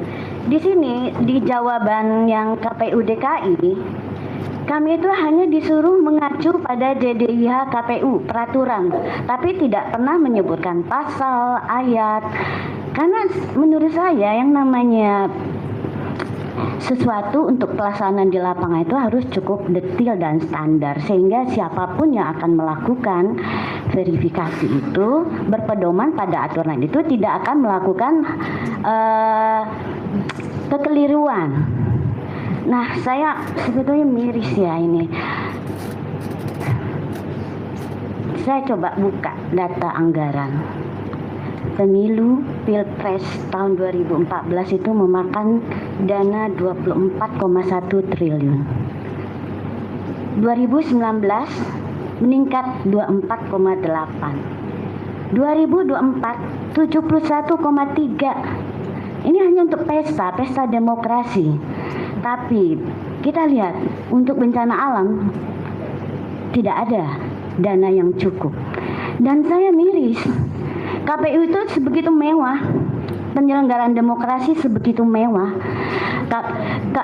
KPU bisa membuat suatu private jet yang sangat mahal, ibaratnya private jet yang sangat mahal, canggih, tapi SOP yang kami minta, yang itu adalah ibaratnya adalah pintu pesawat itu nggak tersedia. Gimana kita membuat itu aman, secure, bahwa hasilnya benar? Ini kan saringan utama, karena ini menunjukkan kualifikasi orang yang berhak untuk jabatan publik. Ijazah seperti ini yang diberikan kepada kami karena masyarakat menemukan kontroversi ini udah nggak ada artinya, karena bapak-bapak KPU menutup justru informasi yang menyatakan bahwa itu adalah ijazah ini valid, terverifikasi, tapi justru itu yang ditutup. Gimana? Pejabat publik itu pada saat itu melamar untuk menjadi pejabat publik bagi negara ini. Tetapi bapak-bapak KPU tidak melakukan saringan yang benar. Sehingga apa? Mungkin banyak orang-orang yang tidak memenuhi kualifikasi, memenuhi standar moral, lolos. Lalu sekarang bapak-bapak ingin menutup, tapi yang dikasih masker adalah orang-orang yang lolos itu. Biar kami tidak bisa melihat bahwa mereka itu valid apa tidak. Ini kan ironi sekali. Kami hanya minta SOP loh, SOP verifikasi ijazah, di mana ijazah itu adalah untuk jabatan publik paling penting.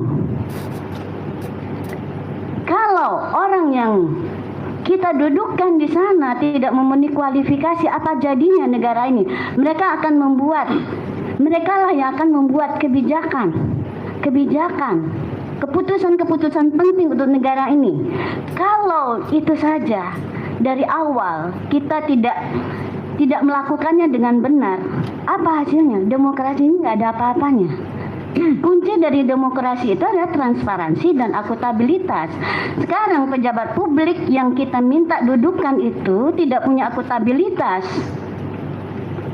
Ya, jadi Bu, tadi dari KPU sudah mengatakan bahwa di dalam SOP mereka ya tidak ada kewajiban untuk melakukan verifikasi faktual ya. Tidak ada kan? Iya. Ya, nanti silakan saja Ibu kalau pihak pemohon sudah menerima SOP-nya, itu dianalisis, kemudian nanti dilakukan koreksi dan evaluasi nih terhadap PKPU-nya KPU, gitu kan ya. Apa-apa saja yang poinnya, tapi memang kalau diminta memang mereka tidak melakukan gitu loh, ya kan? Tidak dilakukan ya verifikasi faktualnya, iya tidak dilakukan. Jadi kalau Ibu minta SOP-nya, mereka nggak punya Bu, karena tidak ada SOP khusus untuk verifikasi faktual ya. Nggak ada ya, karena memang tidak diwajibkan. Tadi dijawabnya begitu. Ya, silakan nanti diminta semua nih SOP-nya kan tadi dibilang akan diberikan ya. Nah, mengacu kepada SOP dan peraturan yang sudah ada sebelumnya dari tahun 2000 berapa nih yang diminta nih? 2005 ya. Nah, ini nanti dievaluasi lagi nih apa yang bisa menjadi catatan atau masukan perbaikan terhadap KPU gitu loh dalam pelaksanaan pemilu gitu ya. Saya boleh membacakan data lagi. Ya, silakan. MK itu sudah kewalahan dengan sengketa baik pilkada, pilpres. Artinya apa? Ini pasti ada sesuatu yang salah di hulunya, bahwa gelombang sengketa di MK itu adalah adanya yang tidak benar dalam proses sejak dibuatnya kebijakan di dalam KPU.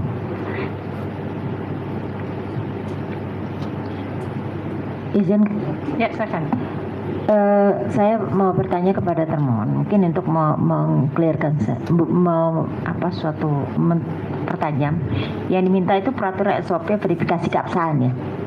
Yang ada dilakukan adalah verifikasi administratif. Benar, di SOP. Perlu diketahui, ini saya hanya membacakan menurut kamus ya. Jadi mungkin bisa diterjemahkan sama. Bahwa verifikasi administratif itu adalah proses pemeriksaan atau pembuktian kebenaran. Jadi itu bisa diterjemahkan dengan verifikasi keabsahan. Karena namanya kebenaran itu tidak harus dilakukan dengan faktual, tetapi Bapak meyakinkan. Nah, kembali lagi, mungkin kita jangan terpaku hanya kepada esensi kalimat.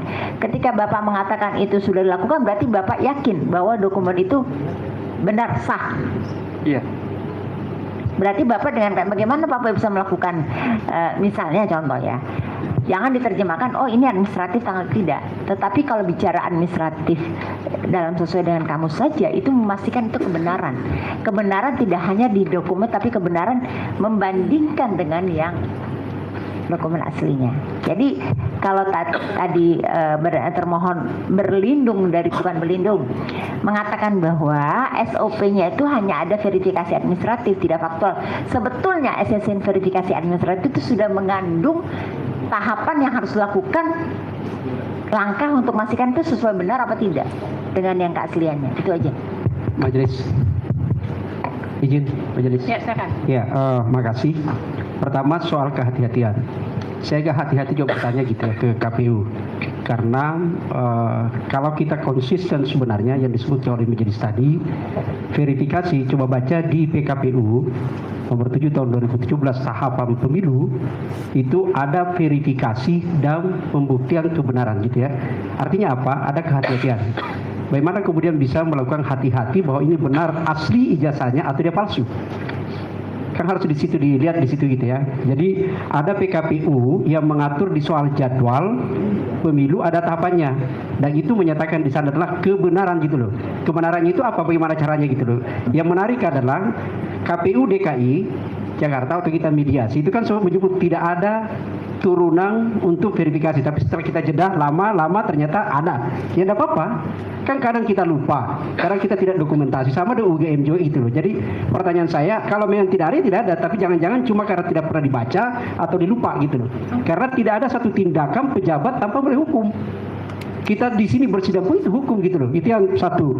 Yang kedua adalah berkaitan dengan soal masih kehati-hatian. Bapak Ibu semua, kita punya data semua. Bahkan jangankan ini gitu ya. Bagaimana kemudian menjamin bahwa ini betul asli tidak? Banyak sekali Bapak Ibu pejabat publik bahkan sudah dilantik itu justru ijazahnya palsu. Siapa yang bertanggung jawab? Apakah itu kita hanya menyatakan bahwa itu sudah bukan masa jabatan saya? Kan tidak seperti itu. Tingkat kehati-hatian itu diletakkan pada jabatan seseorang ketika dia dimandatir ada kewenangan menyatakan bahwa ini sahih dokumen itu atau tidak. Tidak kemudian kita, oh ini opsional, dapat atau tidak? Pertanyaan saya kalau kita membaca dapat, itu adalah norma dalam hukumnya adalah dapat itu kan ada turunannya Pak. Bagaimana kemudian menyatakan bahwa oh ini saya tidak akan melakukan, nanti ada. Ada hal yang tidak equal dalam verifikasi majelis. Ketika itu pencalonan seseorang kandidat perseorangan, maka verifikasi dilakukan adalah bahkan turun ke masyarakat menanyakan, benar tak Anda mendukung ini? Benar tak foto ini? Ya kan gitu. Itu kalau individual, perseorangan gitu loh. Tapi ini justru tidak. Itu satu. Yang terakhir Bapak Ibu sekalian, saya hanya bercerita di soal mediasi. Ketika dengan KPU RI, ada yang menarik tuh. Kita bertanya. Kami pemohon bertanya, bagaimana melakukan cek terhadap legalisasi ijazah Saudara Jokowi? Ada yang menarik di situ dan pada saat itu capres lain adalah Pak Prabowo gitu ya. Ada yang menarik. Ketika verifikasi hanya dinyatakan bahwa itu akan mengecek di surat legalisir ijazah yang diserahkan apakah ada batas waktu legalisir. Ya kan? Misalnya nih, si A ternyata dilegalisir di 5 tahun lalu kemudian dinyatakan daluarsa hanya berlaku di 4 tahun yang lalu. Maka pada saat diserahkan tidak berlaku lagi.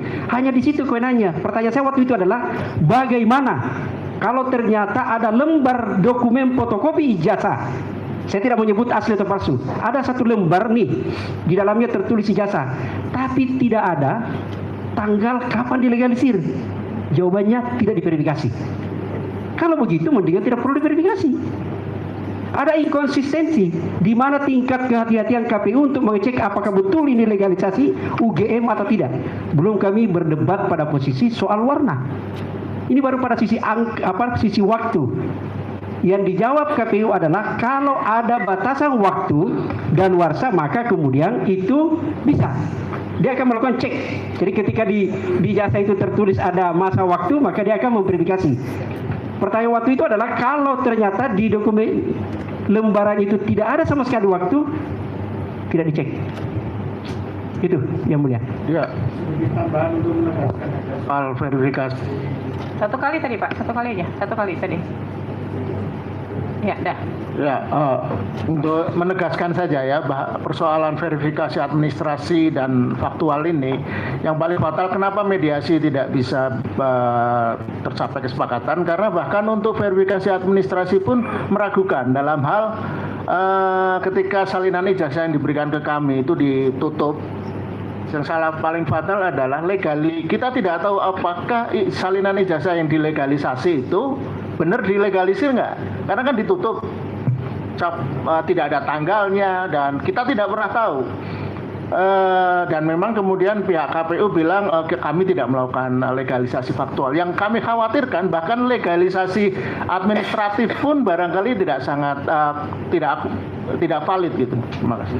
Pak, saya ke KPU. Gimana sih, Cak? KPU DKI deh nggak apa-apa. Kan sama aja nih sebenarnya. Gimana Pak proses melakukan verifikasi administrasi itu seperti apa Pak yang dilakukan?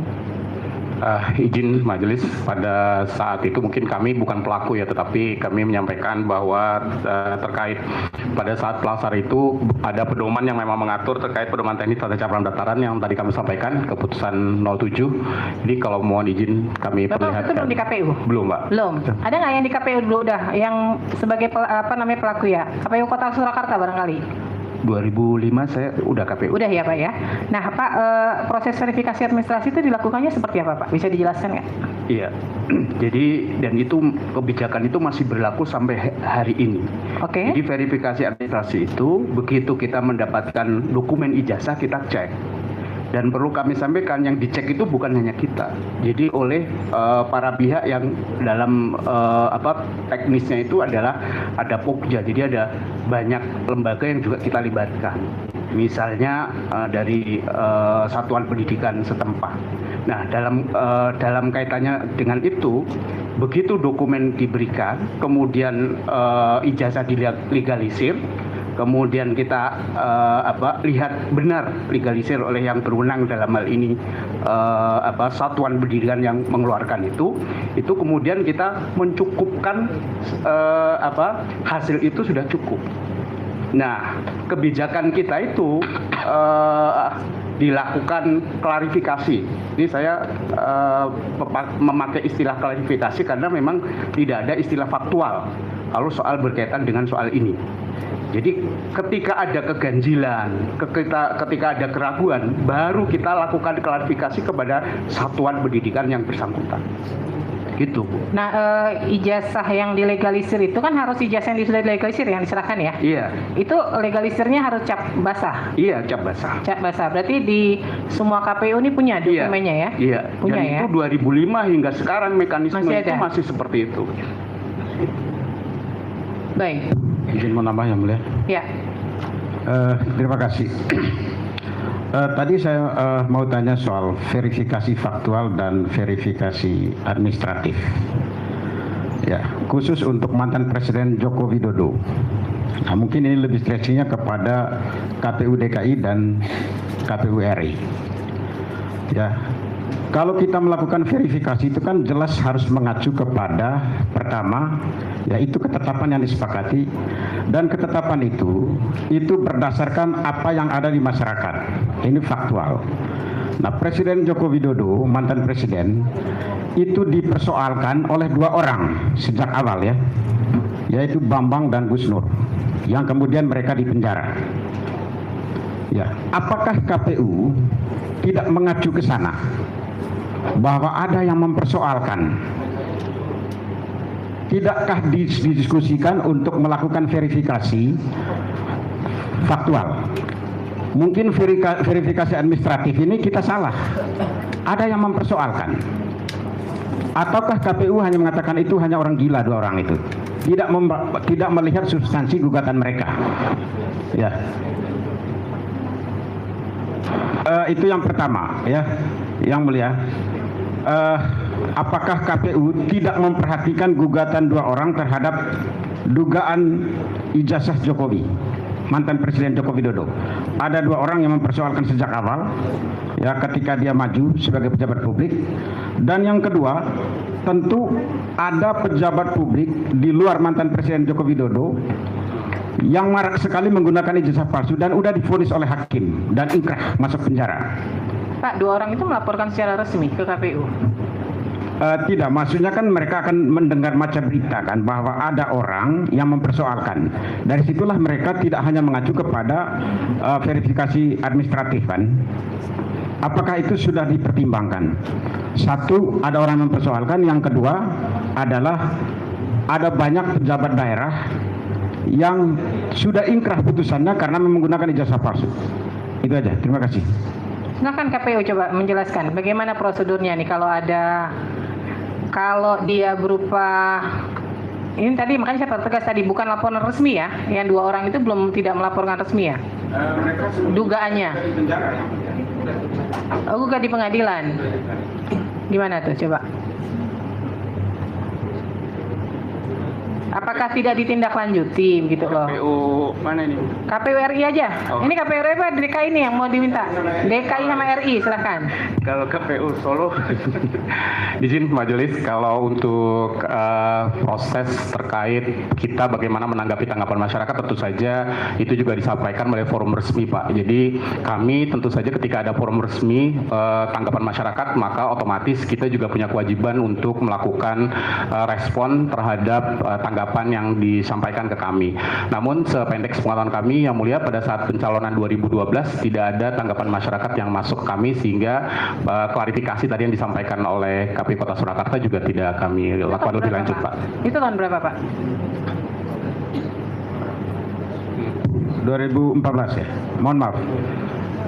Apa ukurannya saudara mengatakan bahwa tidak ada tanggapan masyarakat? Apakah saudara sudah menyampaikan itu secara terbuka di media massa atau info saluran lainnya? Ya, karena kita perhatikan KPU tidak pernah mempertanyakan itu. 2 orang itu masuk penjara bodoh-bodoh yang kemudian juga tetap bernyanyi bahwa mereka masih menduga ijazah mantan Presiden Joko Widodo itu palsu. Apakah sudah diiklan di media massa, di Kompas atau di media daerah? Mekanisme itu mohon yang mau izin yang majelis, mekanisme tanggapan masyarakat tentu saja itu juga ada di laman sosial media kami untuk menyampaikan, ada kanal-kanal menyampaikan tanggapan masyarakat. Jadi biasanya kami ada jangka waktu yang mulia ketika mengumumkan bahwa ada calon-calon atau pasangan calon yang akan kami umumkan, dan jangka waktu tertentu biasanya 7 hari setelah kami umumkan tidak ada tanggapan masyarakat, maka itu akan ditetapkan menjadi pasangan calon. Yang mulia, sependek sepengetahuan kami seperti itu. KPU RI silakan kalau mau menjelaskan, menambahkan. Sama ya? Sama.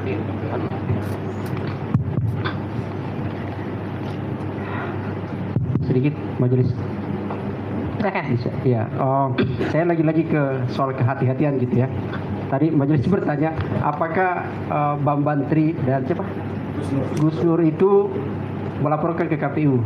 Beliau dalam penjara pada saat itu ketika Pilpres 2019 gitu ya. Tapi bukan di situ persoalannya. Saya ketika alasannya kehati-hatian lalu kemudian tidak membuka dokumen pada saat kami meminta, tapi kok tidak melakukan prinsip kehati-hatian berlaku pada saat melakukan verifikasi dokumen gitu. Jadi yang pertanyaan saya, konsistensi itu kehati-hatian berlaku pada siapa gitu? Melindungi satu orang kah atau untuk melindungi kepentingan publik gitu? Silahkan.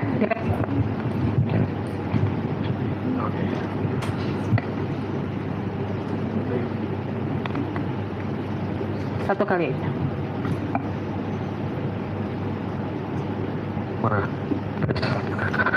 Baik, terima kasih pertanyaannya. Jadi sebagaimana yang sudah kita sampaikan sebelumnya, jadi dalam konteks kehati-hatian ini pada dasarnya ya oke, meskipun basic itu juga sebetulnya bahasa yang umum ya, bukan bahasa kongres gitu ya. Pada dasarnya memang di Undang-Undang KIP mengatur pasal 17 huruf H itu adalah ijazah itu dokumen dikecualikan. Cuman kan karena ada pasal 18 ayat 2 yang kemudian melakukan pengecualian atas pengecualian, maka kemudian itu diwajibkan kepada badan publik untuk kemudian membuka dalam posisi jabatan-jabatan publik. Jadi konteksnya di situ. Konteksnya adalah Undang-Undang KIP. Kehati-hatian dalam penerapan Undang-Undang KIP. Terima kasih. Mohon izin tanggapi ini yang mulia. Pasal 17 huruf H ya, di situ sudah di poin 5 ya, satuan pendidikan formal. Kita masuk kepada pasal 18 ayat 2 poin B, ya, pejabat publik. Bagaimana orang bisa tahu bahwa itu benar-benar ijazah kalau tanda tangan rektor Anda tutup? Terkecuali misalnya tadi, terkecuali tadi misalnya NIK-nya tadi ya, NIK tanggal lahir, dan itu memang ada di dalam Undang-Undang Perlindungan Data Pribadi. Tapi tanda tangan rektor Anda tutup. Bagaimana bisa tahu? Kami tahu bahwa itu memang tanda tangan dari rektor UGM. Jangan-jangan hanya pakai nama UGM, tapi bukan UGM karena tanda tangan rektor Anda tutup dan yang melegalisasi. Di mana penjelasannya di sana? Dan apa akibatnya kepada orang yang punya ijazah itu kalau tanda tangan rektornya dibuka? Apakah itu masuk kepada apa akses dia ke bank atau mana? Tanda tangan rektor saya lulusan UGM, ya. Tanda tangan rektor saya bisa saya buka di mana saja, kecuali mungkin tanggal lahir saja saya sama NIK saya. Kenapa itu harus ditutup? Akan menguatkan dugaan bahwa memang KPU ini di bawah pesanan. Bukan seperti itu. Terima kasih. Ya, jadi sekarang sudah dinyatakan bahwa itu sudah dibuka ya, sudah dibuka semuanya kan. Ijazah dijadikan informasi terbuka. Walaupun saya tanda tanya juga karena itu sebenarnya ada yang mengecualikan berdasarkan PDP begitu loh, ya. Jadi hati-hati ketika akan membuka informasi kepada publik begitu. Nah, ini nanti kami juga ingin tahu bagaimana sih proses pengadministrasian verifikasi yang dilakukan oleh KPU RI, KPU DKI, dan apakah dokumennya memang sesuai ya yang tadi yang disampaikan nih. Ini kami mau melihat nih sejauh mana akses yang akan dibuka kepada pemohon nih. Ini dibilang semuanya terbuka, tapi terbukanya sejauh mana nih? Ya. Maka kami memutuskan nanti akan melakukan pemeriksaan terhadap seluruh berkas yang diminta, informasi yang diminta. Ya. Informasinya banyak apa enggak?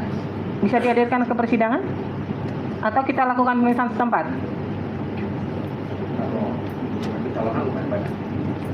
Untuk KPU Kota Surakarta, dokumennya dibawa ke KPU RI. Kami akan periksa di situ. Iya. Gimana? Mungkin sebelumnya kami perlu sampaikan. Ya. Jadi di mediasi kemarin khusus berkaitan dengan berkas pencalonan itu kita sampaikan dalam proses uji konsekuensi itu. Iya. Pak, terlepas dari Bapak melakukan uji konsekuensi, sekalipun ini kita bicara ke belakangnya dulu lah, Bapak kemudian mengecualikan, ya, walaupun kalau Bapak mengecualikan kan tanda tanya besar ketika di KPU RI dan di KPU DKI dibuka, lalu KPU Kota Surakarta mengecualikan, ini gimana sistemnya? Karena kan dia harusnya dari RI-nya, RI bilang terbuka, KPU Kota Jakarta, DKI Jakarta sudah bilang terbuka, Kota Surakarta bilang dikecualikan. Saya tanda tanya nih, ada apa nih di KPU Kota Surakarta? Kok RI-nya bilang terbuka, informasi yang diminta sama kok gitu ya. Jadi saya nggak mau tahu Bapak sedang melakukan uji konsekuensi atau tidak. Kewenangan kami majelis adalah memeriksa. Jadi pada hari yang kami tetapkan nanti, informasinya dibawa ke KPU RI, kami akan periksa di KPU RI karena tidak memungkinkan untuk ke KPU Kota Surakarta, ya, karena efisiensi. Untuk DKI nanti silahkan disiapkan di KPU DKI, kami akan datang ke KPU DKI untuk melihat benar nggak nih yang dibilang legalisirnya harus asli, benar nggak asli gitu. Lalu sejauh mana dokumen itu, informasi tersebut akan dibuka kepada pemohon. Jangan-jangan nanti di sini dibilang A sampai F, lalu yang dibukanya cuma A sampai C, ya kan? Jadi kami mau lihat seluruh informasi yang dimohonkan ini, ya. Kemudian untuk KPU Kota Surakarta, ini apa nih kendalanya di nomor 1 di poin A-nya nih? Apa yang menjadi persoalan nih? Mediasinya gagal nih kenapa? Jadi sebenarnya poin A itu hanya mengacu soal pemahaman SOP, Bu. Ya.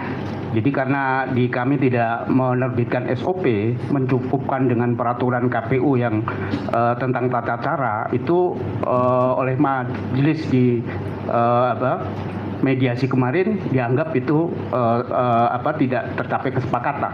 Tetapi selebihnya itu sudah kita penuhi peraturan yang dimaksud gitu. Karena pemohon ini kan seperti memastikan SOP soal verifikasi itu. Tetapi kami sudah sampaikan bahwa di kami tidak membuat SOP itu. Jadi KPU Kota Surakarta mengatakan bahwa di tahun 2005 ya, Iya. itu tidak ada membuat terkait peraturan atau SOP sebagaimana yang diminta. Peraturannya kita Yang ada buat. adalah peraturan KPU Kota Iya. Surakarta. Iya. Ya, itu ada nih terkait item-item 1, 2, 3 yang dimohonkan ini ada. Yang mengacu ke sini. Sudah dipenuhi. Kecuali yang nomor 3 karena itu dialamatkan ke KPU DKI. Dan itu tidak dalam posisi penguasaan kita. Nomor 3, peraturan dan SOP publikasi data atau dokumen pendaftaran khususnya ijazah calon anggota legislatif DPRD, pasangan calon wali kota atau calon wakil wali kota DKI ya. Iya. Berarti tidak dalam penguasaan Kita. KPU ya. Kota Solo. Nah, yang nomor 1, 2-nya sudah dikasih di mana? Sudah pada saat yang bersangkutan meminta melalui email itu. Oh, pada saat menjawab surat ini sudah diberikan, tapi kemudian pihak pemohon tidak puas ya? Karena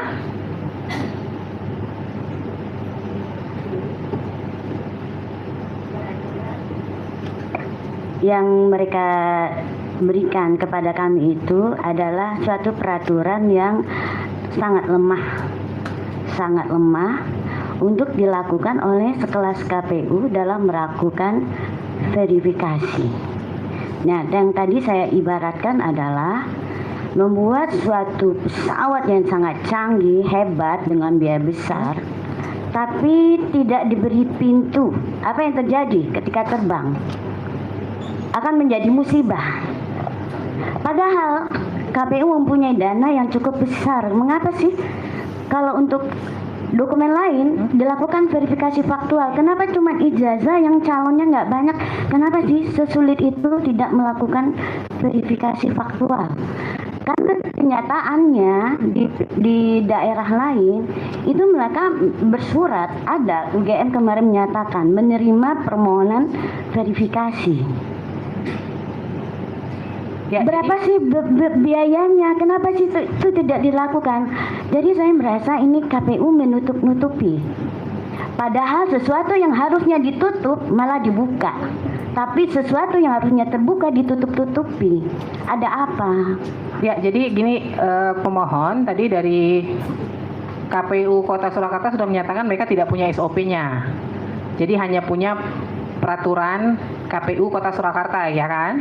Nah, memang keterbukaan informasi itu fungsinya adalah bagaimana kemudian publik melihat nih bahwa ternyata pada saat pemilu di tahun 2005 itu ternyata alat ukurnya tidak sebagaimana yang diharapkan, begitu ya kan kelengkapannya. Maka disitulah publik masuk untuk kemudian memberikan catatan, evaluasi untuk perbaikan kedepannya, begitu ya. Tapi kalau dipaksakan harus ada SOP, memang mereka nggak punya. Nah, ini sudah fakta persidangan dari pihak KPU Kota Surakarta memang nggak punya SOP-nya. Memang ada cuma peraturan KPU Kota Surakarta pada saat itu, begitu ya. Jadi nanti ini juga dihadirkan ya, kita mau ngecek juga seperti apa peraturannya.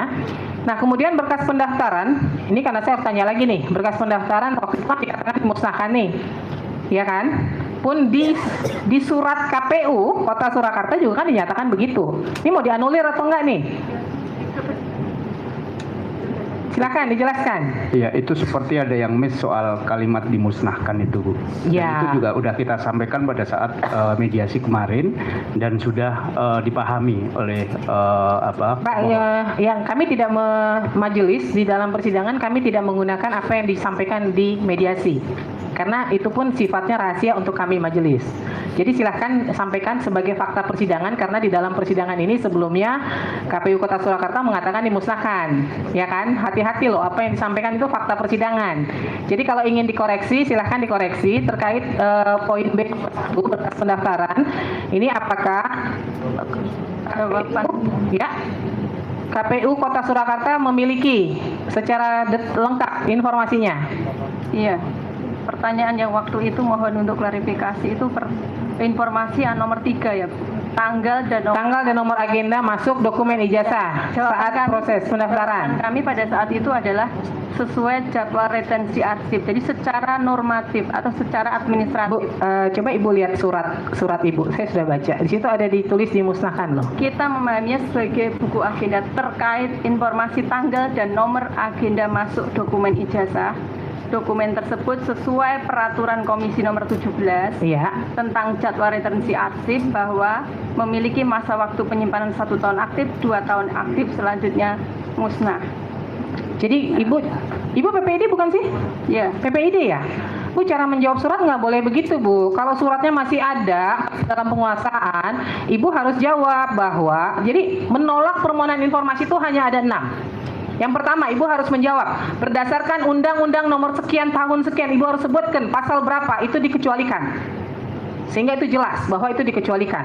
Ya, yang kedua, berdasarkan Undang-Undang KIP pasal 17 misalnya dan hasil uji konsekuensi yang telah dilakukan oleh PPID, informasi yang dimohonkan adalah informasi yang dikecualikan.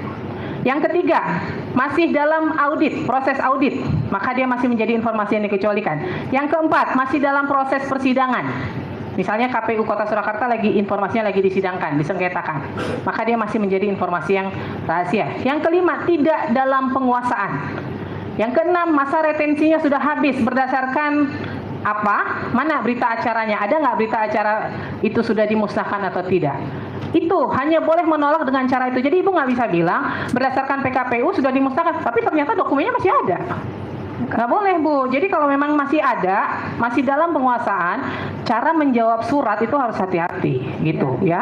Maka sekarang saya pertanyakan nih, tanggal dan nomor agenda KPU ini masih ada atau enggak saat ini? Masih ada. Masih ada ya. Berarti nanti pada saat pemeriksaan bisa dihadirkan ya. Jadi 1, 2, 3, 4 nih semua masih ada ya? Masih ada. Masih ada ya. Nanti dibawa ya pada saat kami melakukan pemeriksaan setempat, dibawa semua ya. Izin yang mulia. Tadi jadi membedakan antara dokumen dan informasi itu tetap sama ya menjawabnya. Iya, tetap sama.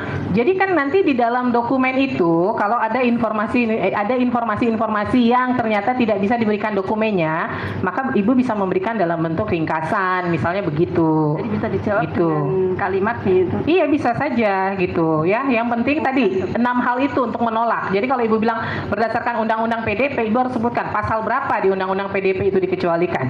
Jadi jangan suruh masyarakat atau pemohon minta informasi suruh baca sendiri, cari aja deh sendiri di Undang-Undang PDP gitu, kasihan masyarakatnya ya. Itu ya. Dari pemohon ada yang disampaikan lagi, silakan. Izin yang mulia. Kami hanya mengingatkan kembali karena dari sidang-sidang sebelumnya juga khususnya ke KPU. Tadi rekan-rekan saya sudah mengingatkan kata kehati-hatian.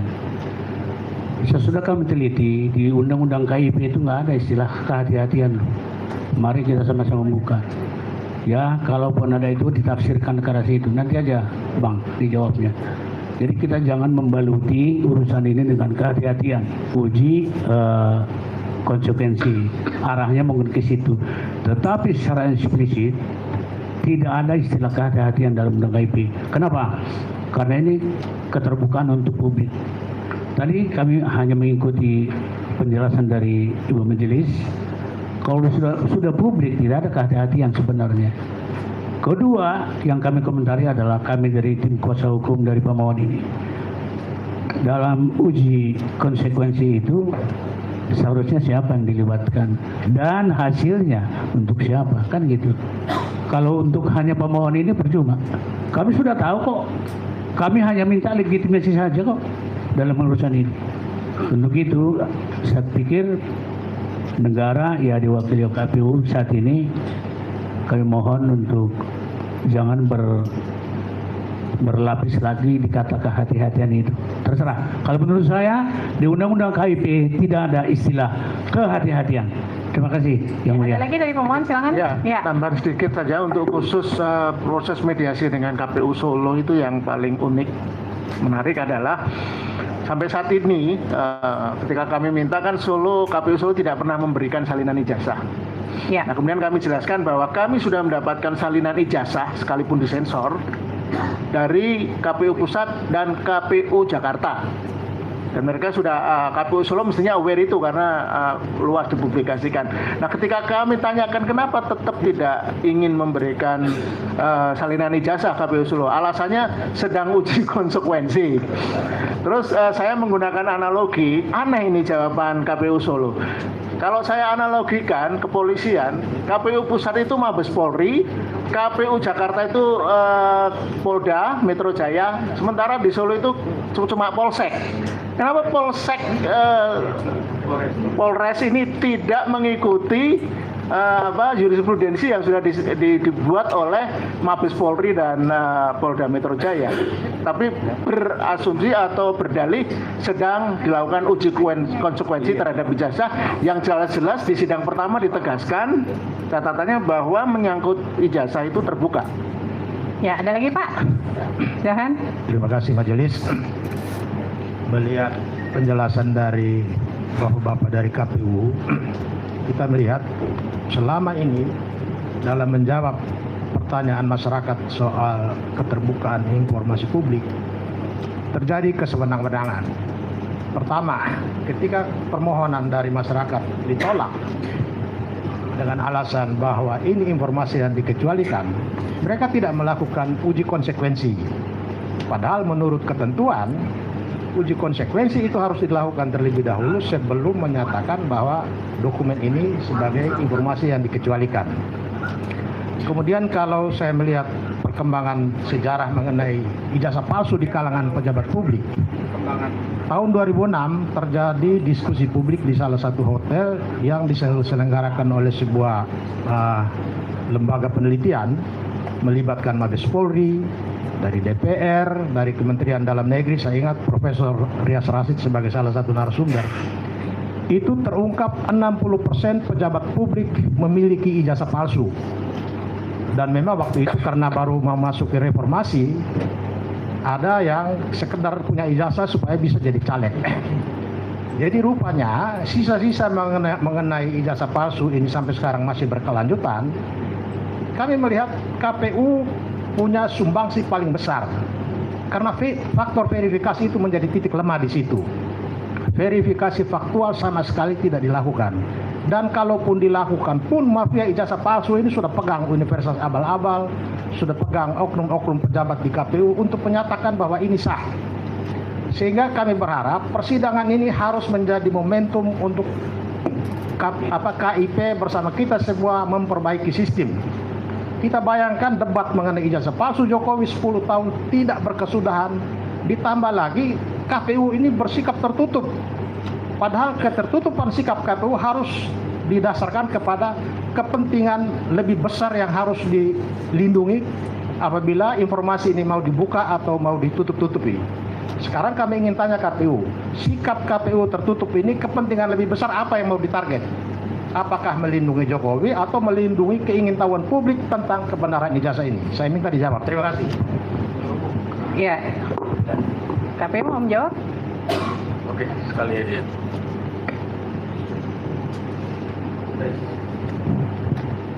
Yang mulia, mungkin sekalian jawab supaya KPU Solo juga menjawab. Ya, terakhir ya. Tidak mau terbuka ya. Ini saya mau tanya saja. Karena ada informasi di masyarakat, dugaan bahwa ketika di Solo, jadi wali kota Solo, mantan Presiden Joko Widodo itu waktu itu jadi wali kota Solo, gelarnya beda dengan ketika menjabat sebagai presiden. Apakah ini yang ditutup? Nah, ini dugaan seperti ini kan terus ada. Kalau KPU Solo masih juga tertutup. Beda gelarnya ketika dia maju gubernur dan presiden dan ketika wali kota. Pencalonannya waktu itu beda gelarnya. Nah, ini nanti mohon dijawab sekalian. Misalnya Dr. Andus dan Insinyur. Itu aja. Makasih. Silakan mulai dari KPU. Tadi KPU RI mau dijawab, silakan Pak. Tes. Baik, terima kasih kuasa hukum pemohon. Jadi berulang-ulang kali kita sudah sampaikan bahwa hasil uji konsekuensi yang dilakukan oleh KPU menyatakan bahwa dengan memperhatikan pasal 17 huruf H angka 5 yang pada dasarnya ijazah itu adalah dikecualikan, dan kemudian pasal 18 ayat 2 yang memerintahkan pengecualian atas pengecualian tersebut, maka Dokumen tersebut dibuka, namun hanya dapat diperlihatkan kepada pemohon informasi. Ya, terima kasih. Ya, jadi ini sebentar. Nanti kami akan mengecek ya. Jadi waktu pemilihan sempat kami akan mengecek semua dokumen yang ada dikuasai oleh KPU RI, KPU DKI Jakarta, dan KPU Kota Surakarta. Ya. Kemudian yang kedua, tadi terkait prinsip kehati-hatian. Tadi saya sudah sampaikan berulang kali bahwa kalau di Undang-Undang KIP itu hanya 2. Kalau terbuka, ya berikan akses.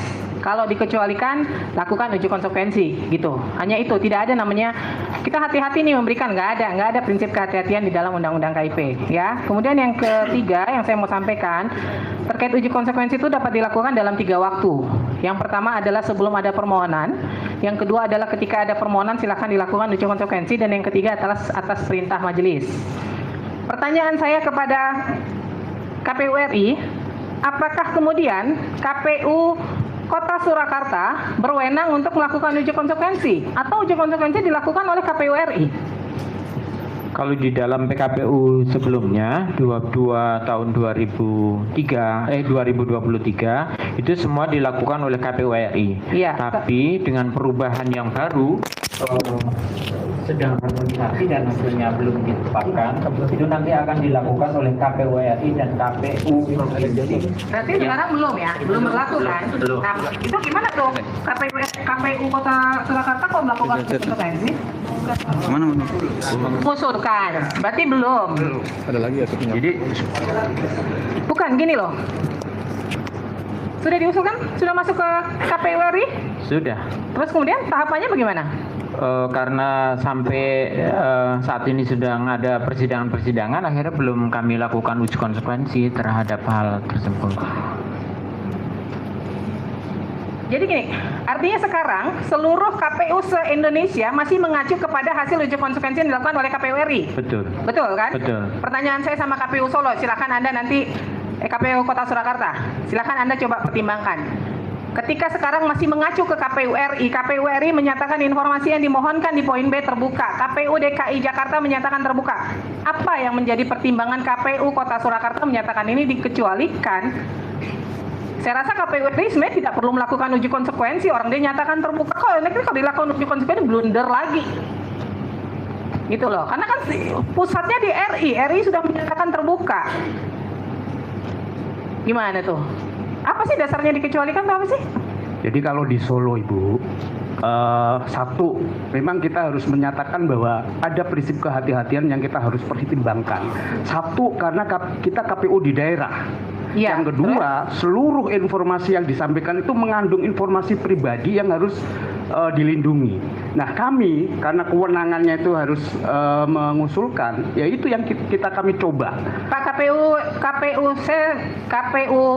saya bingung apa bedanya KPU daerah dengan KPU RI, apa bedanya KPU Kota Surakarta dengan KPU DKI Jakarta itu bedanya apa Pak? Nah, saya malah ingin menegaskan. Anggarannya dari mana Pak? Ya, anggaran dari KPU RI, tapi kalau pilkada dari daerah Bu. Iya, daerah APBN kan? APBD. APBD kan? Iya. Undang-Undang Keterbukaan Informasi kan masuknya ke APBN, APBD, sumbangan masyarakat dan bantuan luar negeri adalah badan publik Pak. Bapak bagian badan publik bukan? Iya betul. Apa yang membedakan badan publik KPU Kota Surakarta dengan badan publik KPU DKI Jakarta? Kalau berkaitan ini malah saya ingin sampaikan bahwa KPU Kota Surakarta itu badan publik daerah. Iya, terus? Yang harusnya kewenangannya itu ditangani oleh KIP provinsi. Pak, Bapak bilang ditangani oleh KIP provinsi, sementara uji konsekuensinya mengacu ke RI. Iya, itu struktural bukan Bapak? Struktur di kami. Struktural kan? Iya. Ya struktural kan? Berarti secara sistem Bapak tuh ada di bawah KPU RI kan?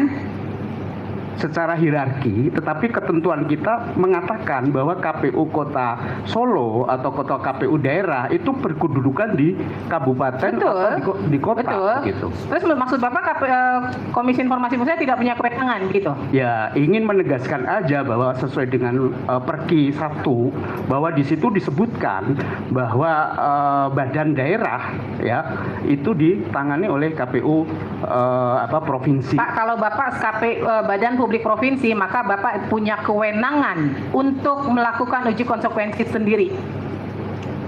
Sekarang uji konsekuensi Bapak yang lakukan masih RI, berarti Bapak masih di bawah kewenangan RI, orang belum putus kok Pak untuk aturannya Pak, gimana?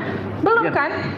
Pak, nanti kalau ketika saya tanya KPU RI, ketika sudah putus itu apa tadi yang disampaikan tadi terkait struktur, ya kan? Kemudian daerah diberi kewenangan untuk melakukan uji konsekuensi sendiri. Sampai di provinsi. Sampai di provinsi saja. Jadi KPU RI dan KPU provinsi saja yang melakukan uji konsekuensi. Nah, kalau sekarang dalam struktur yang saat ini itu belum putus kan? Belum. Fungsinya KPU di daerah apa Pak? Mengusulkan daftar informasi publik yang berpotensi akan dikecualikan. Semuanya masih di RI kan? Betul. Nah, masih di RI Pak, masih kewenangan RI. Ya. Jadi kalau kami dari awal tahu KPU Kota Surakarta bukan kewenangan kami tidak akan sampai ke proses adjudikasi. Ya, jadi karena sekali memang lagi masih itu pemahaman kita di Perdi yang pertama itu Bu, yang kedua bahwa ini adalah menyangkut dokumen pilkada. Jadi sepanjang yang kita lihat ya, kalau KPU RI itu berkaitan dengan pilpres, tetapi di kami di KI itu pilkada. Jadi kalau kami tidak mau tahu itu terkait apa, sepanjang informasi itu dihasilkan dari anggaran negara, maka dia menjadi informasi publik, hak badan publik. Tinggal dalam kewenangan badan publik yang boleh diakses oleh siapapun, dimanapun dan kapanpun. Gitu. Tinggal nanti badan publik melihat dikecualikan atau tidak. Nah, kan yang jadi persoalan ini yang saya tanyakan, apa sih bedanya berkas pendaftaran di KPU RI yang skupnya nasional dengan di KPU DKI Jakarta yang skupnya DKI Jakarta juga besar dengan di KPU Kota Surakarta? Kan kalau di atasnya bilang terbuka, ya di bawahnya sampai ke bawah harusnya juga terbuka, satu institusi loh, gitu loh. Ini kalau KPU RI bilang terbuka, KPU DKI Jakarta bilang dikecualikan, ini tabrakan informasi nih. Lalu kok aturan bisa tabrakan sama-sama Komisi Pemilihan Umum gitu loh? Ya nggak boleh. Itu sebabnya kenapa, seperti saya kasih contoh aja Komisi Informasi. Kenapa yang membuat peraturan Juklak-Juknis DKI Pusat supaya itu berlaku sama di seluruh Indonesia. Jangan sampai kita ini A, di sana daerah bisa bikin B seenaknya gitu loh. Itu sebabnya ada KPU RI gitu loh. Ya, jadi silakan nanti KPU RI coba dipertimbangkan tuh, karena sudah masuk ke RI kan. Ya. Ini kalau KPU RI kemudian mengecualikan, saya tanda tanya juga nih. Gimana KPU RI mengecualikan majelis informasinya? Boleh tanya. Jadi ada dua catatan ya. Kayaknya memang KPU Solo itu melakukan insubordinasi terhadap KPU Pusat dan Jakarta, harus jatuh. Yang kedua, kami memohon apakah kami bisa sebagai pemohon dilibatkan dalam proses pemeriksaan dokumen di KPU Pusat nanti? Ya, kalau pemilihan tempat kita memang aturannya tidak bisa. Ya, memang hanya majelis, karena kami akan melihat sampai detail sekali terkait informasi tersebut. Ya, jadi memang tidak melibatkan pihak pemohon, ya. Iya, betul. Cuman kan belum putus ya, belum sampai keputusan sejauh mana itu bisa diakses ya, gitu. Nanti tunggu sampai putusan. Tapi kami melihat, kami ingin mendalami yang dinyatakan terbuka tuh yang bagian mana gitu. Kemudian sejauh mana itu bisa diberikan ya untuk diakses pemohon. Jadi kalau bisa diberikannya A sampai Z, jangan sampai setelah putusan lalu yang dikasih hanya A sampai H gitu. Kira-kira seperti itu gitu ya. Cukup ya? Satu lagi, ya. Saya tekankan tadi soal itu ya. Saya masih meragukan soal ketertutupan dari KPU Solo ya. Kalau bahasa teman saya dari pemohon tadi, prinsipal kami mengatakan dia melakukan pembangkangan. Kalau bahasa saya pembangkangan ya. Kesini Pak, ngomongnya justru Pak. Dugaan di masyarakat kursinya dimiringkan ya gitu. Informasi ini semakin kuat bahwa ketika di Solo gelarnya Dr. Andus, ketika jadi Gubernur DKI dan Presiden gelarnya insinyur. Ya, dan informasi yang kami dapat memang beliau ini adalah lulus dari sebuah perguruan tinggi di Solo. Tapi kemudian itu dipalsukan dan memakai nama UGM. Diduga ya, ini kami bahasanya di sini diduga. Inilah pentingnya keterbukaan. Nah, saya justru dugaan ini semakin kuat. Mungkin di sini kita pakai praduga bersalah ya, presumption of guilty. Karena ketika Anda terbuka, kami menduga gitu. Mungkin ini penting, dia harus terbuka. Apakah benar memang waktu di Solo gelarnya Dr. Andus ketika DKI dan RI jadi insinyur? Itu aja, makasih. Ya, oke. Sudah? Sekali lagi? Cukup ya? Satu kali ya? Pakai mic-nya dinyalakan. Terima kasih majelis. Pada saat mediasi ada satu hal yang mengganjal saya. Pada poin B dari laptopnya KPU Solo memperlihatkan bahwa itu yang saya minta itu adalah calon gubernur DKI Jakarta. Saya cek lagi di dalam surat menyurat saya, ternyata saya tidak salah. Itu adalah calon wali kota Surakarta. Apa yang mengganjal saya pada saat itu seolah-olah KPU Surakarta ingin mediator membatalkan permintaan poin B kami ini. Artinya apa? Kok bisa ya? Ini apa dokumen saya dimanipulasi untuk ini? Jadi sebegitukah KPU Solo ingin menutupi? Lalu yang kedua adalah soal ijazah ini buat saya sih udah final kontroversinya. Apalagi kami berterima kasih diberi oleh KPU Pusat dan Jakarta foto dengan yang berkacamata. Setahu saya ini nih masyarakat juga nih, tidak pernah ada foto berkacamata pada dokumen resmi, KTP, ijazah, paspor, dan saya baca itu ada terkait dengan pengenalan. Itu foto itu akan mungkin kacamata menimbulkan silau, akan mengganggu pengenalan bioritmik. Jadi apakah ini nanti ya di KPU Solo, Surakarta kami akan mendapatkan foto ijazah yang seperti apa. Dan untuk foto ini karena menurut saya adalah salah satu sumber dari kontroversi, maka kami meminta itu ada di dokumen yang diserahkan oleh KPU DKI. Berkas verifikasinya tuh banyak dokumen. Salah satunya adalah ada ijazah mulai dari SD sampai SMA. Nah, untuk mencocokkan nanti dengan foto yang ada di sini, kami minta itu juga disertakan karena itu bagian dari berkas dokumen yang diserah terimakan. Begitu juga dengan CV. Begitu yang mulia. Terima kasih. Ya, ada lagi? Terakhir ya. Hanya mohon dicatat saja bahwa tadi sudah dikatakan oleh pihak Pak, mic-nya tolong didekatkan. Dan juga majelis bahwa dokumen yang diminta oleh pemohon itu sudah dinyatakan sebagai dokumen yang terbuka. Iya. Yang kedua, terdapat fakta juga bahwa penolakan terhadap permohonan dari para pemohon ini tidak dilakukan terlebih dahulu uji konsekuensi. Dan itu bagi kami itu sebuah pelanggaran. Itu supaya mohon juga dicatat oleh panitera sebagai fakta persidangan. Terima kasih. Dari pihak termohon saya persilakan, ada yang ingin dari KPU Kota Surakarta. Dari Solo dulu Bu. Ya, silakan Pak. Ini saya kira penting karena di forum ini juga kemudian disampaikan hal-hal yang sesungguhnya nggak real, faktual yang terjadi di KPU Kota Solo ya. Yang pertama soal DRS, berdasarkan dokumen yang ada di KPU Kota Solo semua pakai gelar IR, tidak ada DRS. Ini yang ingin saya sampaikan supaya nggak jadi framing di forum ini. Yang kedua, gitu ya, untuk Bu Leoni yang tadi sampaikan, berdasarkan permohonan tanggal 31, itu semua poin 3 yang disampaikan DKI, ini tertulis DKI. Jadi nggak ada yang kemudian Sebentar. Iya, ini juga nih dari email juga. Jadi kami nggak ingin ini di framing, Bu. Itu resminya ya? Iya, ini resminya yang kemudian di forum mediasi ini juga muncul. Gitu. Jadi tidak ada yang ke majelis nggak? Saya mau lihat sama nggak dengan yang dipegang majelis.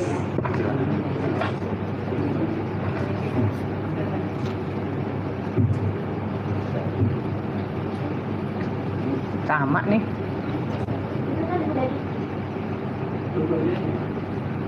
Coba saya lihat.